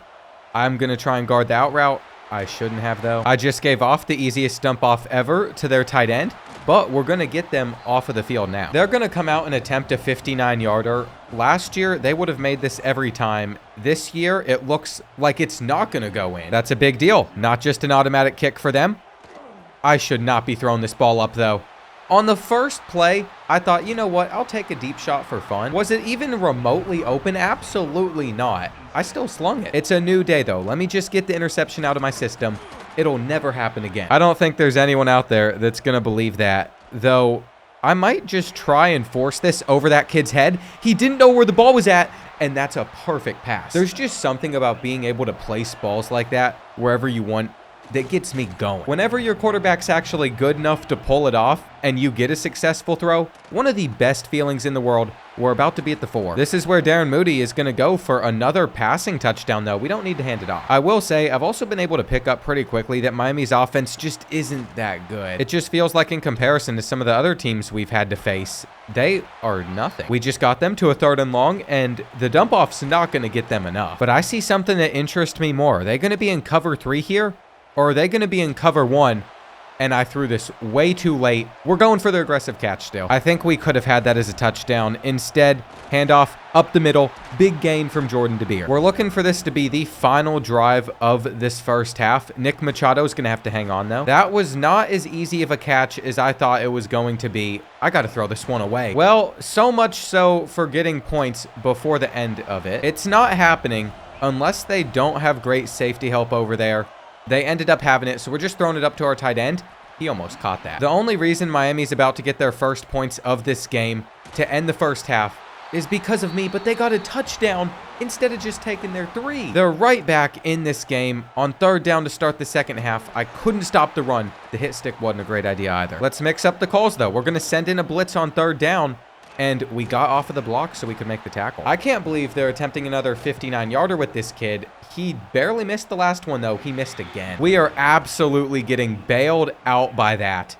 And is their safety going to be back far enough to catch Paul Bush? I don't think so. Darren Moody is putting some absolute heaters out there on the field. We're going to go up by 2 possessions again. And what's Miami going to draw up on a 3rd and 6? They've typically been running on 3rd down, but we just can't guard everything. Their next 3rd down is a 3rd and 10, so they're definitely going to have to pass in this situation. If they went with the halfback draw, it might actually work, though. And we're there. He's short. Hurricanes are going to have to punt it on 4th and inches. They're not going to be aggressive there and go for it. Paul Bush can't get out. He's a great receiver, not the best of returners. Darren Moody, though, is going to be able to find a little crevice. That felt like it had a lot of potential there. And you know what? Why not mix in a play action? I don't mind taking a shot in that situation, especially when we can run for it on 3rd down. To make sure we stay on the field, though, we have to continue to move the chains on those 3rd downs, which we did here. They have been able to get us on another 3rd and long, and Nick Machado is naked over there. We're going to hit him, and we're going to continue this drive. I think we're about to take down the #1 team in the country. They have definitely been able to handle our rushing attack, but when we throw the football, they haven't really been able to get us off of the field. And right here, we're trusting Trap to run under that. That could have actually been bad. I tackled the corner that was also going to be near the ball. So if they hit us with an offensive PI penalty, we couldn't have gotten 3. It just feels good, though, to know that we are going to take down the Hurricanes. They'd end up scoring. We got the onside kick. We simply just handled ourselves really well. So our 2nd year being a part of the SEC, we're taking home the conference championship. We've now won in Conference USA, the ACC, and the SEC. There is no longer a conference that we can't win. But I said at the beginning of this video, I wanted to take home a Heisman Trophy, add that to our case, and we're not going to get one. Nick Machado has won the John Mackey Award again, though. He did this as a freshman. It makes sense that it was possible with Darren Moody throwing for 3,500 yards, 36 touchdowns, the interceptions. I'm responsible responsible for a lot of them. Jordan DeBeer rushed for 1,200 yards, 14 tutties. Then you have Paul Bush, our best receiver, actually putting up the best stats. It wasn't some guy out of the slot or something. We got Nick Machado as our wide receiver 2 as well. I will say, though, just from a defensive standpoint, despite our defense getting better every single year, we definitely don't put up as many defensive stats as we used to. Randall Cox had a really good season, though, as a corner. There was just a point where we were getting so many sacks. You've now been able to see it. Penn State's going to be our quarterfinal matchup. They absolutely thrashed UAB, giving them their first loss 52-17. There is also the chance that we have to face Miami for a third time this season if they beat Georgia, but we cannot look ahead to that week before we get past the Nittany Lions. I feel like whenever it's come to national awards for FIU, outside of the John Mackey going to Nick Machado, we have not been as successful as we were earlier on in this dynasty. That's so weird to me because we know that our team has gotten better on paper, and I think George Azugwu is going to have a chance to make that catch. Beating the press, though, is not that simple. It's not like we just could run under that for a touchdown. Now they have us on a 3rd and 9 where it seems like they're going with man-to-man coverage. We're patient enough to hit our slant. But that's a throw I normally would never want to make because, like, if I did that in an online game, someone would click on and pick it. There were just too many guys in the area there. We get the touchdown. The hard part for us is going to be, are we going to get a lot of defensive stops? That'll make our lives 50 times easier if I don't have to score like 40 to win. Anytime we get a team on a 3rd down, I think I just expect that we'll get them off of the field, and typically we don't. Like, we didn't play great coverage there. But that's why I'm about to switch it up, and this is absolute disaster. There's no way we just got that tackle. It looked like he had a wide open lane. Their tight end was also wide open, and they can't even hit this kick. This is where we could run away with this one really early on. If we don't get a touchdown out of this drive, though, it's the same spot. Once I can build like a 14-0 lead in some of these games, I end up getting pretty confident. I wanted Paul Bush to have a chance at an aggressive catch. He was stuck with pretty well there, though. He was also stuck with on this play, which is why we went to Nick Machado. I mean, that is why the kid's winning the John Mackey Award. He catches basically everything we give him. And I don't really want to run it back so quickly, but I felt like I was going to have a decent chance at bringing that in, and instead they get an interception. There it is, the one thing that I didn't want to happen.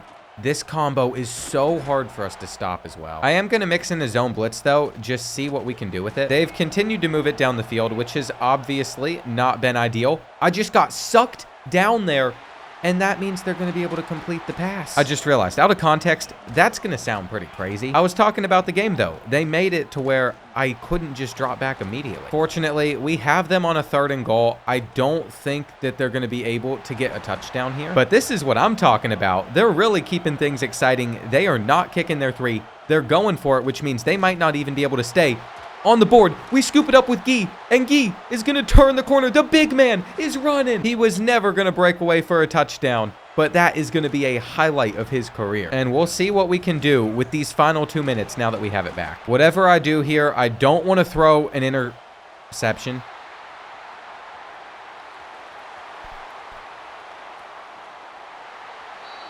What do I say? I don't know how I'm ever going to break the habit of predetermining where I throw that football.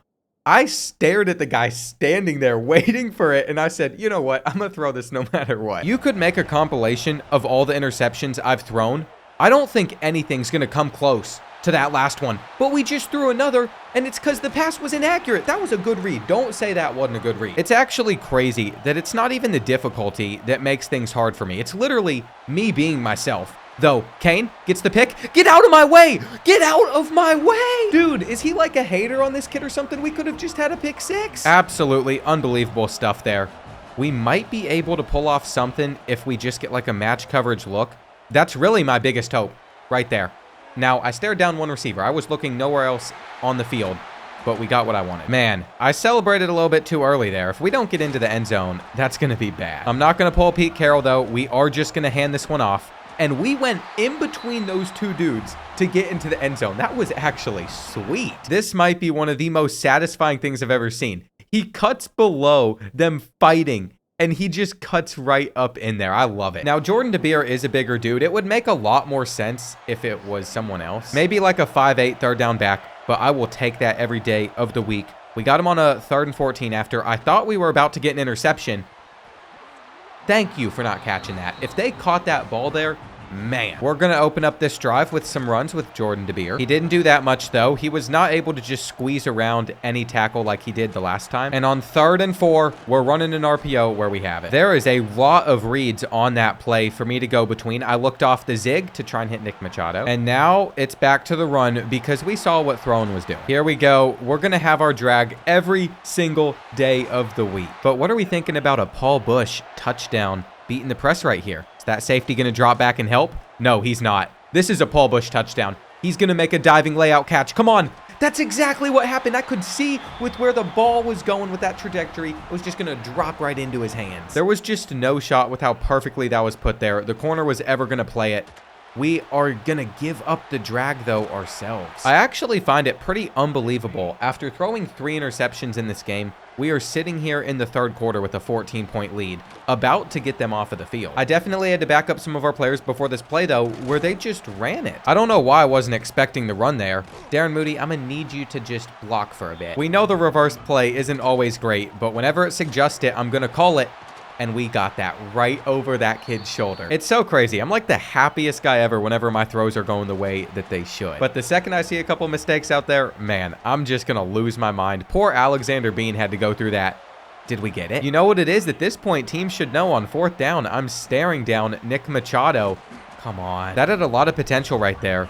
Esponda might be able to get open deep, though. I decided I was too scared to throw it to him. And instead, we go over to Paul Bush. I think from this point, it's like the Miami game where it's over. We've taken enough time off of the clock, and we're settling for 3. We're going to go up by 17 points, and that's going to be enough. The only way they could get back in this is if they got really lucky with an onside kick. I mean, they're going to be inside the red zone. But it has simply taken them too long to do anything with it. And on 4th and 11, they throw a pick to Cox. Cox is going to get his 8th one of the season. Quarterbacks just haven't stopped looking at Cox all year. I mean, he's gotten so many turnovers, not enough where he's taken home some defensive awards like we've seen in the past, but still a good bit. I just know that going into next week, these guys have got to be sick of facing each other. This is now the 3rd time in our last 4 games that we're having to face Miami. I think that's a new experience for me doing any of these college football rebuilds. I don't think I've ever played a team as often as we're facing the Hurricanes, but we have a chance at getting back to the national championship. If I look back at what my goal was going into this video, especially going into season 6, it was having a chance at winning back-to-back titles. It was maintaining that level of prestige. We slipped up last year. We lost 1 too many games, but I'm trying to change that. This is our redemption arc. We don't want to just be a one-hit wonder. We're already scoring a touchdown. And you all saw how we played defensively against Miami the last time that we faced them. I don't think we're going to need many points to win. Just the fact that we've already been able to get them off of the field, and we're going to hit them with the play action to see if we can do anything crazy. That was 100% not open, but it is what it is. This should be here. Then on 2nd and 11, we had Paul Cahill. I almost threw that a little bit too late. We've just been continuing to work it down the field, though. And Jordan DeBeer cuts. He's going to be in the end zone. Man, it is not looking good for the Hurricanes. They go with a run that we can get to. What would really be sweet, though, is if we stop them again to end this 1st quarter. And it seems like we just have some of the worst defensive back play at the worst times. That is the one downside of me running a lot of Tampa 2. Whenever they have leverage like that, where we're not going to be able to make a play, they'll pull it off. He had the step to the inside. He should have gotten to that ball. I just shouldn't have hit sticked like it was going to do anything. On 4th and 2, they're going to go with man-to-man coverage, and that wasn't open. I was just thrown off. My first read wasn't there the way it was supposed to be. If this is one of those plays where they got the drag and then the angle route, I'm surprised we stopped it. I also think we might just be able to split these guys over the top. I will throw this one up to Nick Machado all day. He had some extra help back there. They still couldn't get to him. Those are the types of plays you expect out of your John Mackey Award winner, and we're waiting for the blocks to get us 7. See, I feel like with the way that we're playing against Miami right now, they're not going to be able to take us down. Just feels like they're going to be in for a pretty long battle. We should have had that touchdown the last play. Let's get them off of the field on this 3rd and 8, though, where I'm glad he missed. I felt like there were multiple reads that could have been taken successfully there, and we got the look that we wanted. We put it towards the back of the end zone. That didn't work. I feel like just like you could in NCAA Football 14, there is a way to get separation doing that. I am certainly not good enough at it yet, though. 4th and 7, wide open. Absolutely wide open. That was kind of a crazy spot to go for it, but I am trying to put Miami away he's not going to have eyes on that football. That's definitely not the read most people would think to make in that situation, but I'm staring it down. We're now going to hand this one off, and Cahill almost got in. I think it'll be easier for us to just go with the halfback slip screen, though. Never mind. We still got Paul Bush in a route that should toast man-to-man coverage. I'm not going to throw it because I felt like that was a better option. I can't really be upset with that drop, though. It was a tough catch to make. Throughout this second half, we've basically just maintained the lead that we finished that first half off with. I'm having a lot of fun just throwing it up like that. We're going to get the touchdown. They're going to throw a flag, and he still wasn't able to break that ball out. I actually got to stop spamming buttons, though. I just spammed the accept penalty button. I cannot be the only one that does that. I feel like some of you all also have to. You'll like get a penalty called on you, but you had a better result, so you don't want to accept the penalty, and then you end up accepting it and not getting the catch or touchdown. With one game left in the season still, Paul Bush has officially set the FIU single season receiving yards and receptions record. And we have unlocked the program builder archetype. I feel like coaches don't level up fast enough though, just on the base settings in this game, because we've now had quite a bit of success and we're only a level 38. I can barely even afford to open this up. And then let's say that I did purchase this. Then it's 16 for each one of these upgrades, though I feel like there's got to be some good stuff in here. The thing is though, a lot of this like boost up whether you can retain players, get them to not go on declare for the NFL early. Maybe you can make sure that your pipelines are better. But my problem with this and most of the stuff in the coach tree has always been like, even for Elite Recruiter, you have to sign 2 top 5 classes if you want to unlock the whole bottom half. And by the time that you do that, then you don't need these benefits. I get that it's intended for you to have to build this up over like a 10-year period, but I feel like you could probably get that good in like 6 to 7 years. So to win 4 bowl games, do you even have to go into strategist after you do that? There's a lot of really, really cool coach bonuses in this game, especially when you get up to like the CEO tier, but that's after winning 2 national titles. And if you can win a couple national championships, why would you want that stuff? You don't need it to win it all. That's just my 2 cents on it. I already said that when I was down there in Orlando as well. We're getting Michigan in the national championship. This is a team that went 12-2. They took down programs like Duke and Oklahoma to get here. They didn't play in the Big Ten championship though, so I can't say that they're the best team out of the Big Ten, averaging 43 points per game.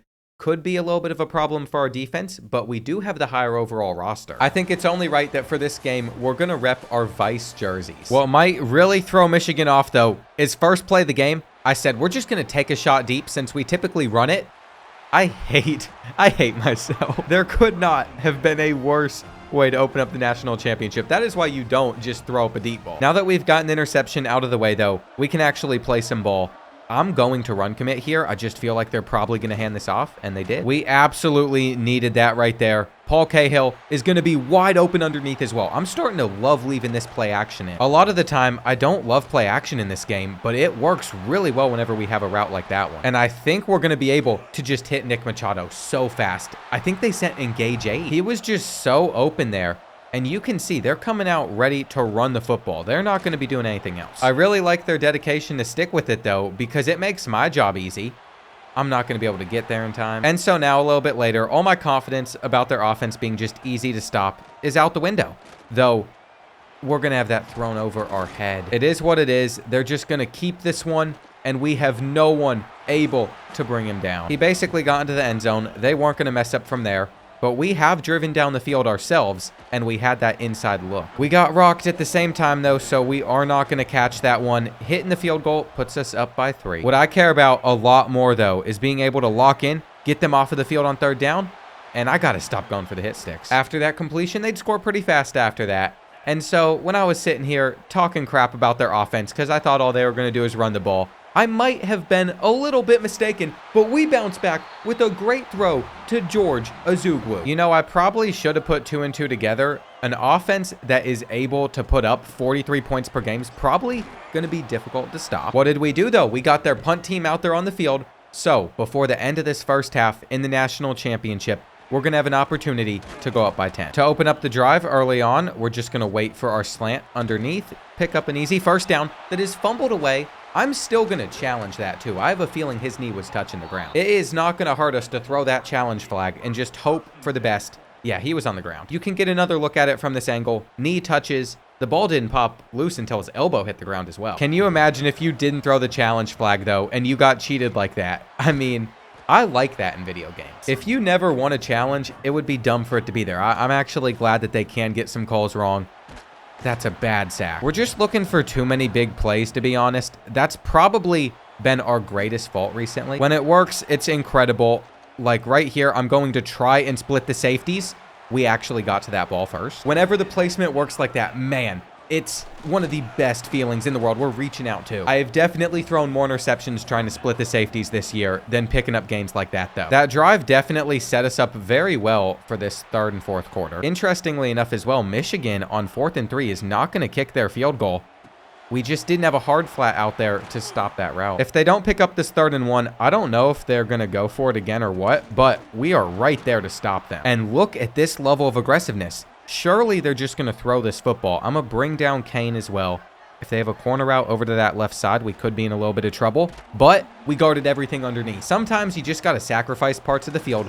We got Heisman shifty too. Oh, it might be over for the Wolverines. I did not need to see that because you know what I'm going to do. I'm going to force feed this ball over to Cahill, and he lost the shifty. I was hoping that sizable gain would be enough for him to get Heisman shifty, but instead Eric Peters is out there now. And I'm not going to say Paul Bush won't get open here. I have seen this route just break the defender's ankles before, but if he isn't open, we'll have Nick Machado. I also believe that if we block our running back, we put Nick on a drag, we could end up having George late against zone coverage.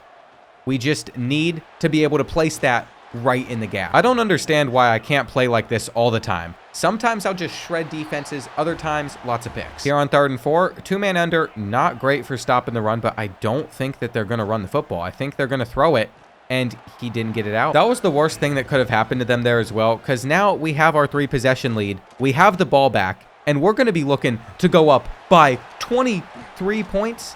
Is the math right on that? I don't know how I got to 23 there. 24 points for sure. That's Heisman shifty. Here we go. 23-point lead. I want to see Heisman shifty again. We're going to bring it out, and he's not going to be able to be stopped. That gives us a 4-possession lead. I mean, what is Michigan going to do? They're going to throw us an interception. We're going to actually make a play with Shell.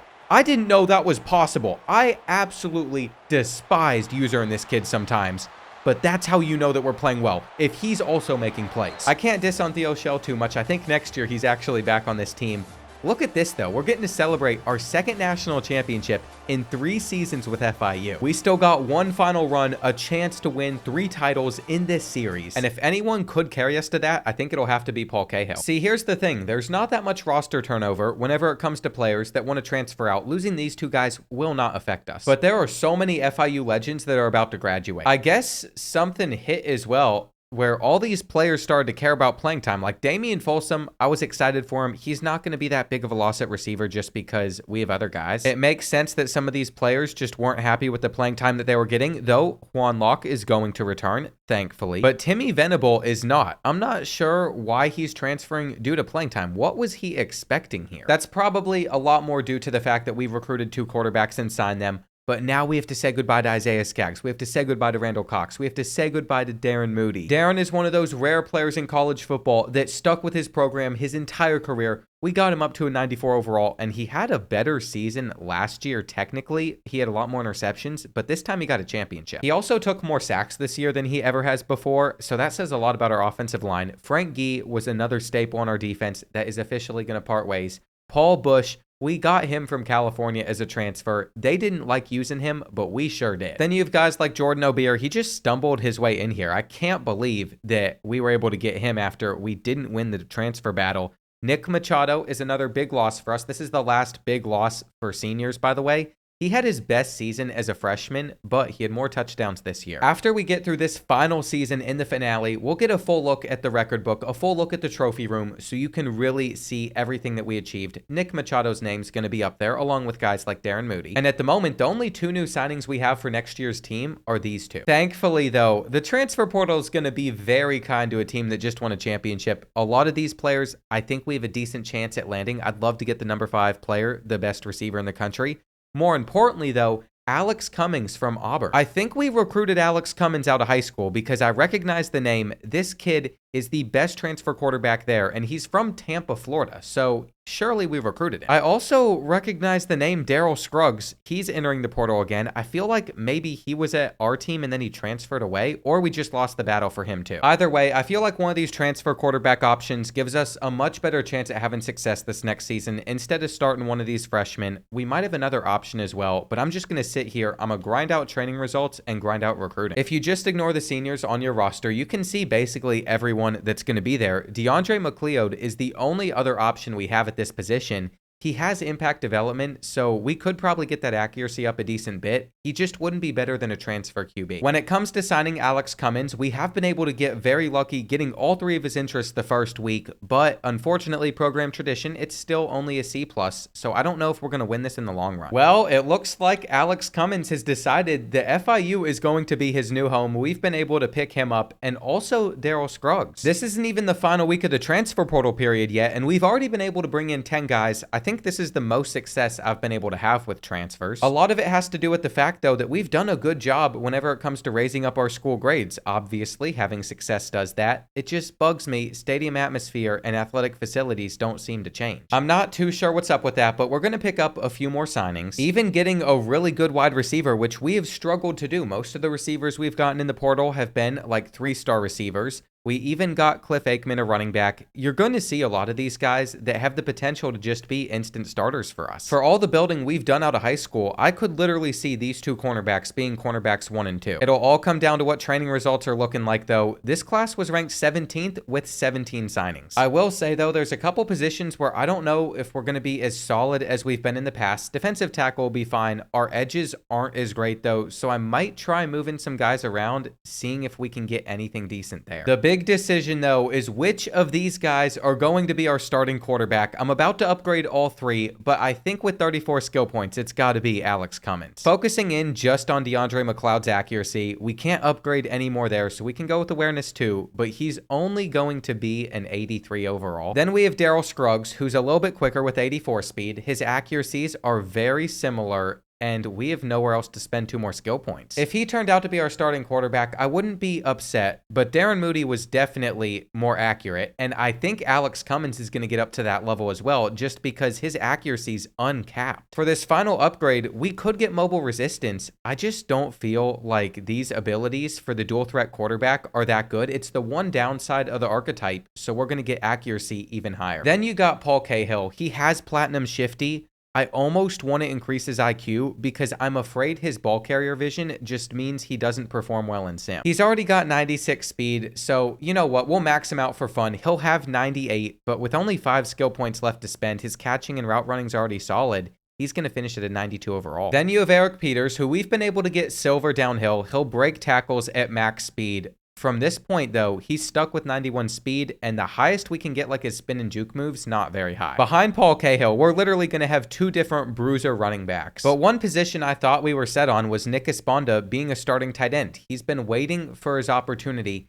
As a vertical threat, though, he can't improve much of his blocking farther, and Matt Fulcher actually came in as a transfer with much better stats. I think pure possession might be my favorite archetype just because of this. Jeremy Waitman is the same archetype as well, and we got him up to an 86 overall. I forgot that we recruited this 5-star last year, so we just got beast all around. You all are probably wondering, though, what did I do on the receiving front? And I think what I want to do first is make sure that we get this 50-50 ability maxed out. This is one of the most overpowered ones I have found in the game. It's going to cost a lot of skill points, but it is now platinum. To get there, we had to upgrade George Azugwu's catching a little bit. We left him at 97 speed, but I don't think that's going to matter because he is so solid at everything else. Then we have these gadget builds, which I feel like are so underrated. Greg Trapp's going to be a 90 overall. Maybe his skill caps were just really good. With some of our other upgrades too on guys like Juan Peters, who had that great touchdown grab last season, John Ziemba. I mean, this receiving core is the best one I've ever had in a video before. We're actually going to cut Niall Shakir because he's bringing the average down. By the time that I'm completely done with all of our player progression. Our defensive tackle is our best position group on this team. You're going to see a lot more defenders than anything else whenever I scroll through a lot of these guys. But basically at every single position, we're starting a 90 overall or higher, and I think our offensive line might be the best that we've ever had. The transfer class took it a whole other step forward. We also have 3 93 overall linebackers, though the corner room could be a little bit better. It's still good, and so are some of these defensive backs, even if they only have 88, 89 speed. It's not the best that we've ever had at FIU, though. Reggie Broyles might be the best kicker that we've ever had at FIU, though, because he has 93 kick accuracy, 95 kick power, and gold deep range, so we have easier accuracy timing on deep field goals. After encouraging a couple of these other lower overall guys to just get out of our team, we're going to be ready for our final year. And with some of our tactician boost in effect, welcome to the 99 overall FIU Panthers in the year 2032. We're coming off of a national championship. Miami's number 2 in the country. Our rivals are not far behind. They're right down the road as well. But anyway, number 1 team projected. We should be able to get back to the playoffs with ease. If you look at the Heisman Trophy watch even, you're going to see Alex Cummins there. It's kind of crazy, but we have never started a transfer quarterback before, and we have to open up the season at Texas, which might be one that we want to play, but the rest of this schedule will continue to get harder. I mean, I feel like we should be able to handle ourselves here. They're just an 86 overall, though I bet their team is better than that. We are going to sim. And take a look at that hit. We start this season 0-1. A 35-32 loss isn't the end of the world. It's definitely not what I wanted to see against the Longhorns, though. Alex Cummins threw 2 interceptions. I have a theory, though. I feel like if we changed up our playbook, since we are going to be more of a pass-heavy team, we went over to something like Clemson's air raid, which was really good last year. How would we do? Throughout this entire dynasty, we have stayed with the exact same playbook, and I just feel like if we switch things up, we might do better, especially with passing stats. If we're going to win the Heisman Trophy, that feels like the only way. We just dropped 55, 59, and 59 points in these 3 games, but I don't know if there's a good takeaway from it because it's against bad schools. All I know is I want our defense to continue to lock guys down, so we're going to max out all of the tactician boost there. We're going to spend our last coach points boosting up receivers blocking. And you know what? I think we're ready to hop into our first game of this final season. After downing about 5 chocolate rice cakes, I am feeling energized. I'm ready to head to Kyle Field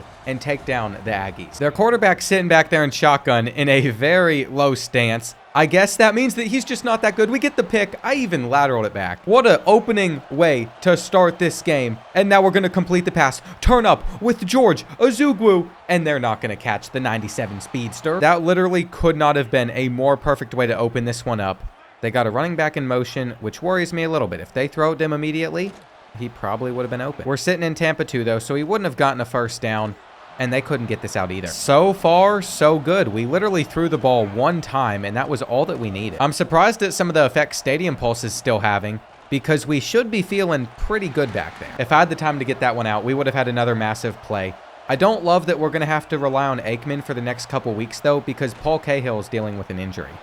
Wait, never mind. If he's going to break tackles like that, I'll keep him. 3rd and 7. We could hit the drag, or we could try and beam it to our crosser. Threw it about 2 seconds too late, as always. But this might be one of the first times I get that route to work in 26. It was so overpowered in 25. It was like a guaranteed touchdown versus man-to-man. It's not been that way in this game, though. We used it with the bad roster, and when we had a bad team, we sure were not having success. That's been the coolest part about this FIU dynasty to me, is we felt the pain of when we weren't even good enough to throw the ball versus teams. And now we've been able to build consistent rosters that are championship contenders. If this game was being played in season 1, we would have lost by like 30 or 40. They just got lucky with the kick. And we know that George Azugwu has a 50-50 ability. I want to throw the ball up to him. I might still do it, but I was trying to put him on a streak and it just wasn't working. On 3rd down, I mean, we have so many good receivers. To get routed like that by our wide receiver 3 is absolutely insane. We also have a touchdown to him on the next play, or at least we should have. Unfortunately, that ball was a little bit overthrown. To end the first quarter, unfortunately, they were ready for the RPO, but Trap still caught it quick enough. And it's about to be 21-3. Alex Cummins just had the first quarter of a lifetime. That was their decision on where they want to go on 3rd and 23. That's simply just not going to be good enough. Here on 2nd and 10, by the way, we can just split this defense. We have never been this dominant through the air. Give me this 50-50 ball. We have the 50-50 ability. Even better, it just popped up that he's currently activated Heisman 50-50. So we're going to have to go back to him more in the future. But for now, we'll run it in with Eric Peters. We knew that this kid was eventually going to be good. I mean, he just bulldozed through there. And what's crazy is it turns out that all of those blowouts we were experiencing weren't just against small schools. Alex Cummins looking for one more touchdown here. He gets it. We end up annihilating Texas A&M 62-13 in their home stadium. And those fans are not happy. Alex Cummins should have put himself in the Heisman race with this stat line too. It just feels like everything is coming together, but his name isn't up here yet. I do like, though, that our one loss hasn't affected our ranking that much. We're ranked number 3 above Alabama, who's undefeated currently. UAB has also been very good in this dynasty. How we do in this next game, though, against the Tigers is a big deal. They're 94 overall. Well, we gave up 26 points to them, but when we're dropping 42, that's plenty for us to continue to have success. Alex Cummins, though, with 2 interceptions, that's going to affect his Heisman odds. Through 6 games, he's already thrown 5 interceptions. If he gets to like 10, no shot he wins the Heisman, but he is on pace to throw for almost 5,000 yards and like 42 touchdowns. As we get farther into the season, that could very well slow down, but it could also continue to get better. For all we know, he could pass for like 50 touchdowns. I have decided that it might just make sense for us to sim to the last 2 weeks against Miami and Florida State, because by then we control our own destiny. Even if we end up losing another matchup before then, we should be able to get into the playoff. Look at how good the SEC is now that we have stacked it. That is 1, 2, 3, 4, 5, 6, 7, 8, 9, 10 teams in the top 25. If you want to get real technical with it, that was 10 teams in the top 19. There are more teams in the top 19 from our conference than not. That is just mind-blowing to me. I've continued to sim week after week up to the point where we're sitting at 9-1. We didn't lose any of the next 4. And George Azugwu has set the FIU single season receptions record already, plus he set the single game touchdowns record against Kentucky. The most unfortunate part, though, that I'm seeing is after skipping all of those weeks, our record just doesn't show up here. I guess we got to go week by week. We beat Clemson 49-28. Then we beat Kentucky 42-20, against Eastern Michigan 62-10. And Florida was 50-28. I figured with the way we're scoring, we'd have at least one person in the Heisman race. We still don't. Alex Cummins is currently sitting at about 4,000 yards, 40 touchdowns, and 8 picks. Those might be what's holding him back, but we are averaging 51 points per game, which is just mental. Paul Cahill's been out like the entire season, though, with a broken tailbone. He's going to be back by the time the conference championship or playoffs roll around. It just stinks for his sake that he hasn't been able to get out there. And look at the SEC conference standings. Every single team inside the top 5 is from our conference. What that means is, assuming we make it to the playoffs, we're probably going to have to play teams that we've already played once this season. We experienced that last season with Miami, and I really don't want to go through that again. With the amount of times we have played our in-city rivals in this video, you all have got to be sick of seeing them. Come on, guys. I know there's not too much that we can do about that. Also, look at how many of our defenders out there on the field that are impact players. It's absolutely mad. That has not stopped the Hurricanes, though, from still driving down the field and scoring a touchdown. We are no longer the underdog. We are the team that everyone has circled on their schedule, that they're looking to beat, and we didn't get open. If they're locking down our receiving core and man coverage, the receiving core that has a bunch of guys with like 95 route running, it's not a great sign for how this game might end up going, but we have Eric Peters back there returning kicks, or maybe that's Juan. We got a couple different Peters on this team. I have been dying to just send a ball up and see if we can get our 50-50 ability to work. It's a lot more fun than handing it off to whatever running back comes in because we're not that healthy. But at the end of the day, sometimes I have to just think about moving the chains, and Eric Peters is going to help us do it. Never mind, he fumbled. He gave it back to him. Now they think they're tough enough to come out here pressing. We have Platinum Press Pro on one of our guys, and that was him. That's why he was able to get that free that quickly. In fact, that reminded me a lot of what the takeoff ability was last year. If we can get releases like that every time that they press him, we're going to have the easiest time all season. We got a defensive stop there because they couldn't catch the ball. The press is not happening here, though. They've kind of realized, I think, after that last touchdown, not the smartest of ideas, and I threw it in the double coverage because guess what? I stared him down. This is why I need to run an offense that strictly relies on something like RPOs. We're going to get the sack, though, so it's fine. I don't think they're even going to get a field goal out of that turnover unless they have a good kicker, but he just missed. Now we get to pretend that I didn't just make an awful read. We're going to find the sophomore tight end. And let's see, are they going to give us a cover 3 look here, or are they disguising the coverage? They were disguising the coverage, but I looked elsewhere. I didn't only look at the streaks. You should be proud. Now they're over there pressing. Perfect. Perfect. Let's use that ability. They have safety help over top, and I'll hit the zig instead. I needed to see that about 2 seconds sooner. Doesn't matter, though, when we got a chance to make a interception. I threw an interception. I'm not having a good time on this game today. Unfortunately, I have not gotten good enough at this game to where I can just do stupid stuff like that. Though, if they're going to throw one straight back to us, we'll be okay. I think the only solution is just going to be running the rock. Though that didn't work out for us either. We got man-to-man coverage there. That's good. I also think this RPO has a lot of potential if all of them end up biting down. If we get the blocks to this side of the field, we'll run to the 5. This is not the look that you want to see before the next play call, though, because everything is going to get boxed. Makes it a little bit harder to get into the end zone, but I felt like we could throw it over that kid's head. He was never turning around to see that ball, and we're about to lose a few yards. I really need my FIU playbook right now. My money plays that I have a feeling will work. Instead, we're drawing up new stuff. That new stuff didn't work out for us. We can shoot that gap, and we missed him. We missed him. That was it right there. That was the safety we were looking for. Slant, not open, not open. Nothing's better than beating yourself up due to skill issues that you run into. I have done the same mistakes this whole series. The whole series. We've seen this happen too many times. To end this half, I am throwing up a 50-50 ball. I will be happy if George can come down with this one. He does. He does. Nope. Now they have some, like, Heisman ability over there on that corner. It just popped up red. That makes me think that the 50-50 ability only works whenever it's an aggressive catch, and we're still going to get open here. All right, we'll take a slot fade as well. We're going to be the first ones to come to that football. He can sit there shaking his finger, but you know what? There's a little bit of PI. We draw those a lot more than we probably should. Nowhere to go. RPO peak Y flat, though. If you know that name, you're a true baller on this game. I saw it in the coach suggestions, and that's how we're in. Then, to open up this third quarter, I'm looking to hit trap underneath. He has a shifty ability. We upgraded his elusiveness at one point because I thought I might end up moving him over to running back. It just really isn't necessary anymore. But let's see. Is he going to pick up a block for us? He is. We're going to set our feet, and we're going to come to that ball. Now we'll go with the stretch play. There's a lane. I didn't hit the lane. I tried to go to the outside. I don't know why. I was intimidated by taking that dude on one-on-one. Could we highball this, though?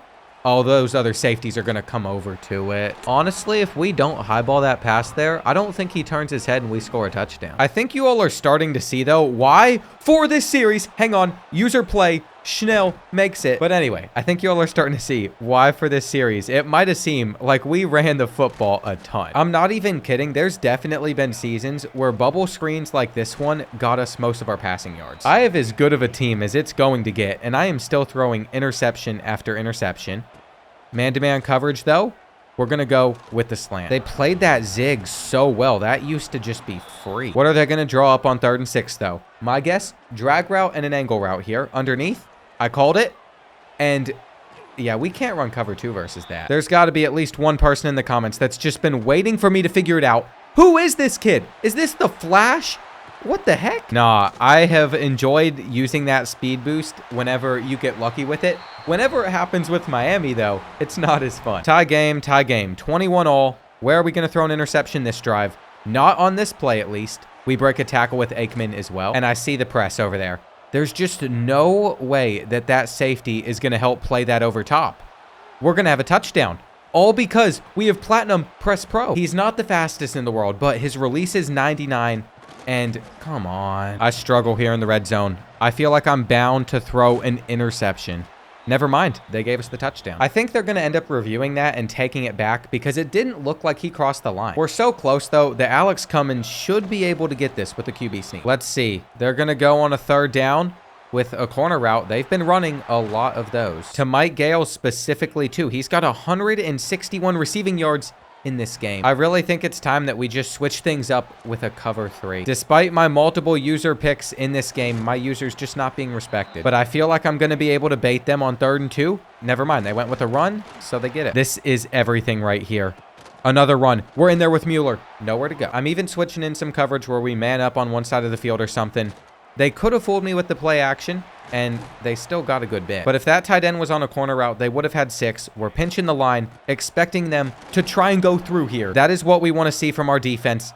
and they're going to try and run it again. They're not going to get it to work. It has always been our defense with FIU. It has never been about how great our offense is. Getting a stop like that feels better than I think anything I could have done on the offensive side. But we can't just run the football. They are clearly ready for that. I got to throw it sooner. This is bad. They got us on a huge 3rd down, and we're going to beat that. Man-to-man coverage all day. All right, we're basically 1 first down away from ending this game. I'm throwing the RPO. We still break a tackle as well. We really do have some dogs on this team. I hope that he can't catch up to us. I mean, this is a big dude trying to catch a running back here. We're still up. You know, I might have underrated that downhill ability, especially because Cliff Aikman has it at platinum at the moment. I mean, he's running very hungry. That is going to do it, though. We pick up another win. We still have one more game before we find out who makes the SEC championship. At the moment, it is a 5-way tie, and the rankings for our conference, are we the whole top 10? This is actually insane. Arizona State is the only team up there that's not a part of the top 10. If I were to just sit here and look at a bracket projection, I'm counting 1, 2, 3, 4, 5, 6, 7, 8 teams from the SEC. We have all 8 spots that we could have. This is definitely a wet dream for the SEC commissioner. I've never seen that happen in a sim. It's kind of awesome, though. If we beat Florida State, I think we're going to knock them out of the playoffs just because that would then give them 4 losses. But their strength of schedule has them as like the highest ranked 3-loss team. We've definitely been on a big winning streak recently. We cannot let that go. I know that we're probably going to struggle with Stadium Pulse in this game since we're headed on the road. And this isn't the Florida State team that went 2-10, which means it should be difficult. We are trying to establish ourselves, though, as the best team in the state,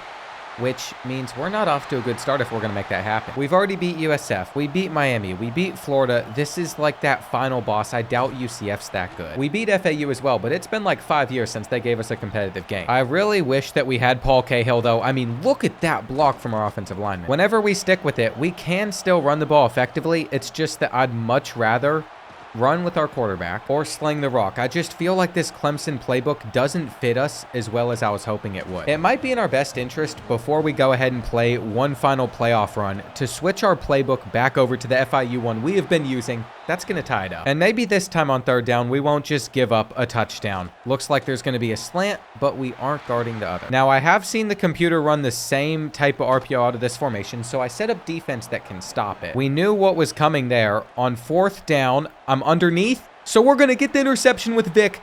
This one is going to go all the way back, and he is going to be looking for his girlfriend in the stands, for his dog to celebrate with. They made the trip up to Tallahassee for this matchup, and they're about to give it back to us too. Now is where I would normally start having some fun. We could either make it much harder for the Seminoles to come back, or we could just send up some deep shots. We got a press pro ability over there. Did they really think they were going to be able to guard us? The more that we use that, the more it makes me want to recruit players that can actually have that ability. It seems really OP. That was not what we needed right there, though. I was hoping to get them off of the field. I'm backing up our corners just a tad bit for them to run it, so it didn't matter. This time I'll let them stay pressed, and maybe it will help with our coverage a little bit. We knocked the ball loose. Tough spot on 4th and 4, though, because I have a feeling, yeah, they're going to have a drag underneath, and I'm not sticking with the receiver there. Thank you. Their quarterback, Raymond Martini, made the same type of decision that I would in that situation. Having somebody wide open, absolutely naked underneath, and deciding that you would be better off if you just tried a deep shot. Man, I feel like if we were able to have a player like Paul Cahill right there, we could have gotten a massive gain. Now we're throwing it back to Florida State. That caused them to score another touchdown before the end of the half. In the 3rd quarter, we have been able to keep it pretty tight. I mean, we're going to get the sack here. We've at least maintained the 7-point lead that we went into halftime with. And now we're going for a return here. Eric Peters can't get out. I keep getting the Peters mixed up, though. Eric Peters is in the backfield right here. He is much bigger than Enrique Peters, I think. I'm not sure who it is. Playmaker. Absolute money throw or an interception. Can we turn around and like at least attempt to catch it? Once championships and all that are on the line, I will lock in a lot more. It won't be as much about fun. It'll be more so about us winning. Thank you. Throw it right back to us. We're just forcing turnovers all over the place. I might need to go ahead, get into a rhythm of just running the ball a lot more again. The problem, though, is I feel like the run plays out of this playbook are just absolute garbage. I have not learned it enough like I have learned the FIU one, which is why I probably think that we just got boxed with their man-to-man coverage. And let's see. Are we going to be able to do anything on 2nd and 10? They're really backed off for this next play, which doesn't make much sense to me. I did not mean to pump fake there, but now we're in a really bad position. Our playmaker gets open. No way! I was hitting rat catch, and he just didn't catch the ball. So now we got 4.5 minutes left. That's just, it's ridiculous, dude. We should have had a first. I mean, it was a very, very broken play, but sometimes that doesn't matter. We're just going to have to get that one final stop, which we can. I trust that we're going to show them some good D here. Maybe not. They have a first. And as this series still comes to a close, it's got me thinking about what do I want to do with more series content during this game cycle. There's a couple ideas in mind and things that should go through that I think you all are really going to like. Then there's the potential for other Dynasty series with random teams that I feel like using. He threw another blinder.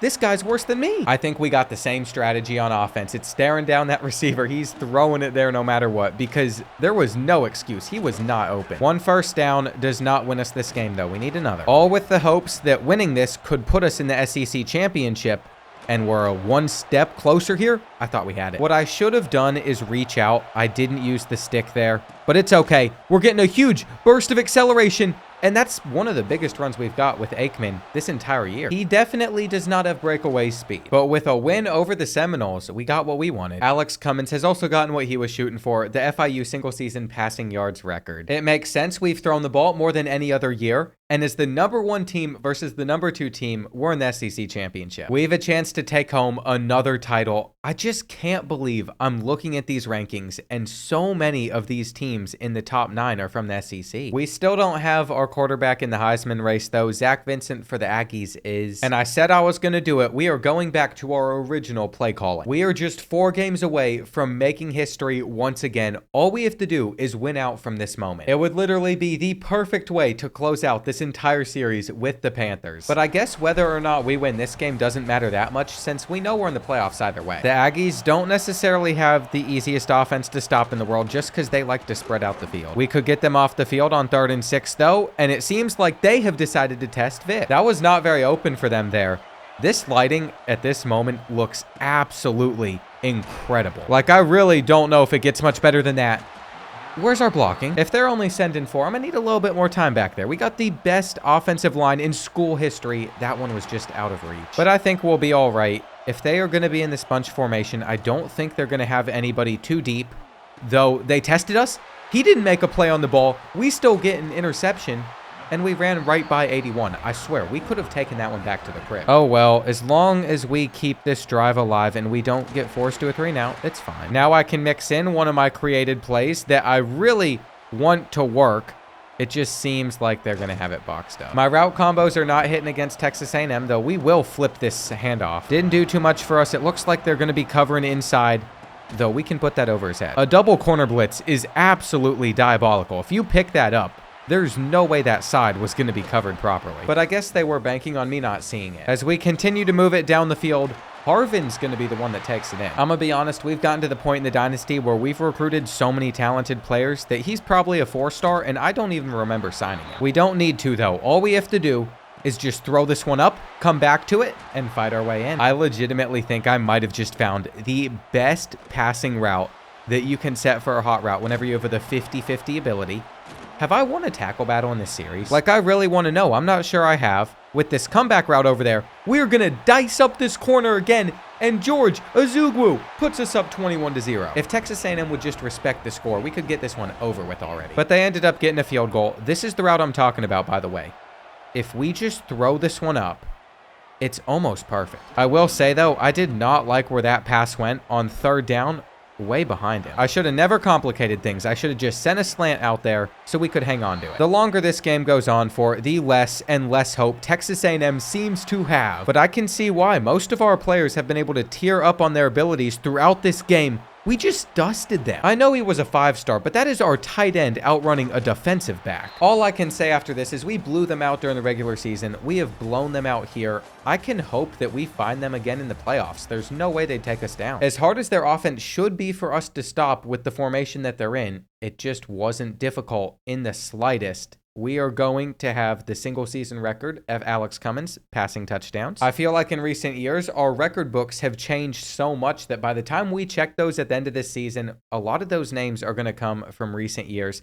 Jeremy Waitman won the John Mackey Award, so this award just belongs to FIU. Forget a school like Iowa. We are turning into tight end university. We're going to get the winner of Alabama and Oklahoma in the next round. And I'm sitting here looking at all the teams that are in this playoff at the moment. We have 1, 2, 3, 4, 5, 6, 7, 8 teams from the SEC. FAU also made it, so that's a 9th team that could be on our schedule. It's just absolutely ridiculous. This is how the top 25 turned out, but I think a big problem was you'd have schools like Michigan who were ranked inside the top 10, but they weren't a conference champion and they needed lower ranked ones. As for our season stats, Alex Cummins, the reason he did not win the Heisman Trophy was not because of passing yards or touchdowns. It was the 14 interceptions. I wonder why he ended up throwing that many. Who knows? Rushing wise, this is the worst season I think we have ever had on the ground. It's because we decided to go with more of an air raid attack for most of the season, even though now that we're going to have Paul Cahill back, I'd like to run it more. We also saw Paul Bowie, our defensive tackle that is a 97 overall. I think he transferred in. He had 18 sacks. So we finally started making a difference with sacks again. It's not going to be enough to be a school record, but you should take notice of it because that's a very impressive number. Oklahoma ended up beating Alabama. And I actually cannot stand our current draw in the playoff because let's say we get by the Sooners. It just hit me that we're going to have to play either Miami or Texas A&M again. The one thing I didn't want to do was have to face the same team like 3 times this year, but that could happen with the Aggies. We averaged 46 points per game. It just feels like there's no way that we couldn't win a championship with this team. It's going to take a performance with a lot of turnovers or a lot of mistakes if we're going to end up losing. We've just built a real dynasty here. This is what it's all about.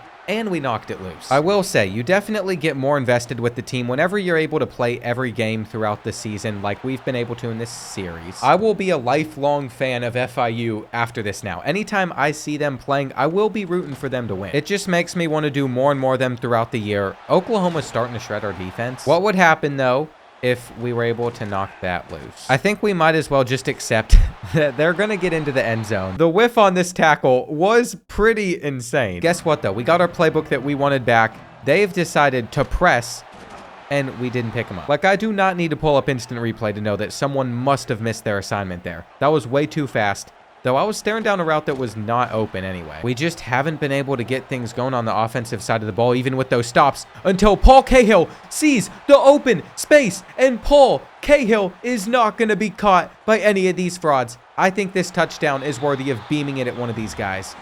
Just beam it. Come on. Paul Cahill's a man of the people. He doesn't want to beam it at the poor reporters over there. Oh, well, on 3rd down, I figured that was going to be a corner route, but I was playing underneath. We now have a cover 4 on this 3rd and 2. We were not ready for a read option, but I am prepared to send in a blitz and get that pressure. You just got to keep the offense on their toes. On 3rd and 10 after a 6-yard gain, they could go underneath, but they had the slant, and we don't guard him. If I'm getting frustrated with this 99 overall team, I can't imagine what it was like in season 1. It has been so long since I had to play with those guys. I just remember there being a lot of frustrating moments, but we were also facing off against much worse teams, which did help. So far, I feel like Oklahoma's been pretty on top of it in this matchup. We have Heisman Shifty. I know that I messed that up there by losing yards, though. We're going to try and still pitch it to him, see what he can do with it. For a while, that used to be one of our money plays in Conference USA.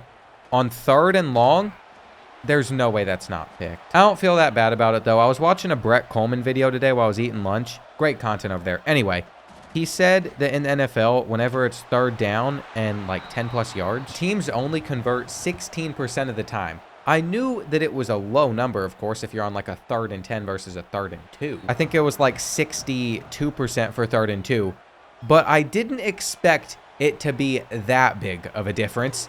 Come on, hang on to that football. These are just superstars on this FIU team. I mean, how can you even get mad at that corner? What is he supposed to do to stop this monster? He backed up. He was aware of what was most likely going to happen there, and it just didn't make a difference. One thing I will say is now that I know that some of our corners and safeties, their zone coverage isn't as good. Just thinking about some of the defensive backs we had before the season, it makes sense why we're giving up more through the air. They're going to be able to spike it here, take their 3. And who would have thought going into halftime, we're losing? I really don't feel like it's off of performing bad either. We have an opportunity here. If either one of those players could have just blocked to go all the way for a touchdown. Sometimes they pick that up, sometimes they don't. Little RPO read, though, getting our tight ends more action. We're going to keep feeding it to them. Now it's going to be my opportunity to throw this up in the triple coverage and complain whenever they make a play on it. I can't split the safeties there. We got to be a little bit smarter. I said that now that we're actually in the playoffs with the championship on the line, I wasn't going to be as dumb. Wide receiver screen is played underneath. It'll be interesting to see what that outside corner does here. I still couldn't get it on the ground. Puts us in a rough position for a 4th and 1, but if we're patient, we know that that delayed route is going to be money. I truly feel so much better using this playbook. They are going to have a guy that is just swarmed. That is the guy that they decided they were going to feed on that situation. And if they go for the check down, we're there. I'm not too excited about that stop, though, because not too long later, they could get us off of the field. And Alex Cummins has taken some hits to his wear and tear. We still got multiple games potentially left this season. I see Heisman Shifty. This would 100% be 50 times more fun if I was playing against an online opponent, but we have an opportunity to make the computer look stupid here. You ready? Cut inside. They caught us. Shifty's such a good ability because you can literally just run by defenders most of the time. I can't believe we got hit before the throw. That was not a bad read. We just welcomed Oklahoma back into this game. They're going to be at the 9. It just cannot be the way that our FIU Dynasty, that our season ends. That's why we're in the hole. We, at the very least, need another game against either Texas A&M or Miami.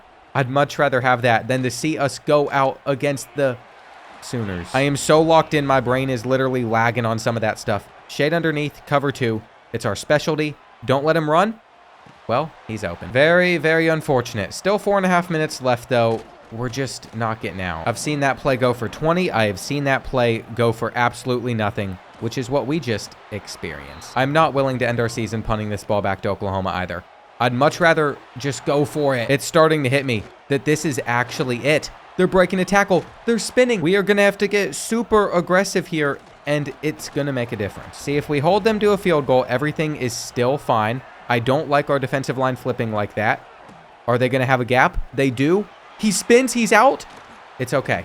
It's okay. This still is not the end of the world, though we got to hold him here. Time is going to be ticking down. I have that guy manned up. If they decided to throw it, that could be a major issue for us. Here we go. The biggest play of the game. Are we going to be able to generate any pressure? That's the most important thing.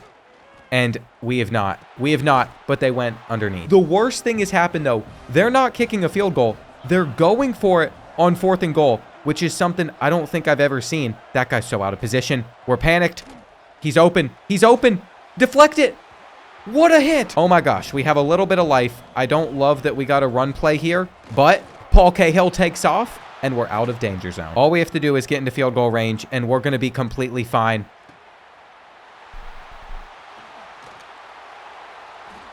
It was a bad pass. It was a bad pass. We were so open. We were so open right there. It was a bad throw. I just can't believe it was that far behind him. You put that on the sideline, he has no shot. We're not going to fully give up yet. There's still a chance. It's a really bad one, especially if they're running some RPOs. But we have our opportunity, and they go with the RPO again. Can we get out there? Can we get out there? He jukes one. We're fine. I can't believe what I'm seeing, but they're just going for ending it right now. I was prepared for them to kick their 3, and that's it. That's the game. Oklahoma refused to kick a field goal. We would have at least had like 10, 15 seconds to throw up some balls. Instead, we're getting eliminated. This is not the end to the FIU series I was expecting. We were able to make it all the way up to 4.5-star team prestige even, but the national championship ended up going to Georgia. If you look at what they did in this dynasty file versus what we did, they won twice as many championships. They have just completely taken over this country. But let's sit here and reflect back on some of the best moments of FIU football history, because we have the John Mackey Awards. We have the SEC championship trophies. We were able to win 2 of those, one of them against rivals Miami. Then we have the Don Shula Award. We took a lot of these home. I remember at first, we actually struggled to beat FAU, but I think once we started doing it, we never stopped because we now have 7 rivalry trophies against them. Then we have our national championship trophy. That run was a lot of fun. We were able to take down Michigan To get there, we also had to beat Penn State and Miami. There was the year in between championships where we won the Music City Bowl against Washington. Very big disappointment. We got snubbed from the playoffs, but our first championship against Auburn, I'll never forget. It was in year 5. No one saw it coming. We beat Oregon. We beat Washington. We also took home a lot of defensive awards. The Lombardi, the Jim Thorpe, the Nagurski, even the edge rusher of the year. Micah Strickland's name was on a lot of those, and then, of course, John Shakir's name was on the others. We had our ACC championship win against Florida State. We had our Birmingham Bowl trophy. We had more Thorpes. I mean, we won Jim Thorpe Award 3 years in a row. Dakota Fields' name, we can never forget this kid either. He was a menace. Then you have some of our Conference USA championship trophies. This win against UTEP is what got us our invite to the ACC. You have this season where Jordan Thomas went off, getting almost the record amount of sacks, winning the Lombardi. And then you have our first conference championship trophy. It came against Middle Tennessee. You have the New Orleans Bowl trophy against Coastal Carolina. This is the first one that we ever won in our first year. During my time on this Dynasty file, the only coach that had a slightly higher winning percentage was Kirby Smart. And if we won a championship this year instead of him, we could have passed him up. That is just crazy to think about. We ended up putting 9 prospects into the first round. We had 28 players drafted. That is about to get updated. We had 2 top 5 recruiting classes. Most importantly, though, what I think will make FIU fans the most proud was during my 8-year reign with the Panthers, we didn't have a single losing season. This was truly a great run. We can look back at all the FIU records from this time period whenever it came to game performances. Tristan Glass, you can't forget this kid's name. We had T.Y. Hilton's son for a while. He's not in the record book any longer. Alexander Bean even gets his note. Sterling Joseph is a name I have not thought about in a minute, but he always was a consistent running back for us. Dakota Fields, he deserves to be here. George Azugwu, one of the later entries. Then whenever it comes to our season records, I feel like we have updated all of these. All of these have been set since we came here. There's just some big time names. Austin Jennings won us our first championship. Then you got Jordan Thomas. He had so many sacks that year. Daryl Pace. I haven't heard that name in a little bit either. I guess that really wasn't that long ago, though. Micah Strickland with his 14 interceptions in a season. That's why I'll always say he was the best defensive back we ever had. Then you have all of the career FIU records. The only one we didn't ever break was the rushing yards record. Alex Gardner has stayed in his spot in the record book. But outside of that, Tristan Glass, greatest FIU receiver ever. Alex Cummins is 100% the best quarterback ever. I'm worried that some of these are incorrect because like Jordan DeBeer, we know that he didn't get those rushing touchdowns at FIU. The same thing with John Shakir. That didn't happen. I think Tristan Glass's are incorrect as well. So most of these records, these players did not put up all these stats, their career stats at FIU. With all of that reminiscing on history out of the way, though, let's go ahead and see how many of these players are going to declare for the NFL draft, because I feel like either a lot are going to leave or they're just going to move on. This isn't a guarantee where all of them are going to get drafted, but this was a very high overall roster. I almost just want to sim one more season and see what happens. I'm not going to recruit or anything. It's just the fact that now that we are a powerhouse, it never hurts to see one more year, see what would have potentially happened if I just continued playing this. Of the quarterbacks that actually stuck around, Matt Sloman is the only one here, and since we didn't recruit anybody, I'm not quite sure what happens in that, but every other position should be solid. Never mind, we have 3 receivers. I can move over a couple tight ends. This team is not going to be good. After closer inspection of where this roster is actually at, I am afraid that even seeing what could potentially happen could tarnish the FIU legacy that we have built. I don't know how the year's going to go. There's obviously some very high overalls on the team still, but this is the backside of it. We have a roster size of 43. I didn't prepare for something like this. I just got the urge to see what could potentially happen if we were to sim another one. You've seen the schedule. You know that this team is a 99 overall, but the question is going to be, is the depth going to cause this team to lose a lot of games? Well, from the looks of it, in this conference of just absolute misery, we finished mid-table with a 99 overall team, but it's not that bad. We went 9-3. Losing 3 conference games is gonna make us miss the playoffs, though. You really hate to see stuff like ending our whole FIU dynasty, having a loss to Miami, but I feel like we still got the one up on them. We won championships. I was about to have to bite my tongue, but Arizona State thankfully took them down. We won our bowl game, finishing 10-3. And at the end of the day, I'm just extending the end of this incredible FIU series longer and longer, because I don't want to see it go away, man. They sent me out this jersey. Y'all have shown so much love, and it just makes me want to do so much more series content. I appreciate you all so much for sticking with me throughout this entire process. You best believe we will be back with another series at some point. I need some more jerseys, though. if I'm not squeezing into a tight jersey and getting to play with that team, I don't want it. Now that we've had this treatment, I think we got to hang the FIU jersey back there and get ready for another.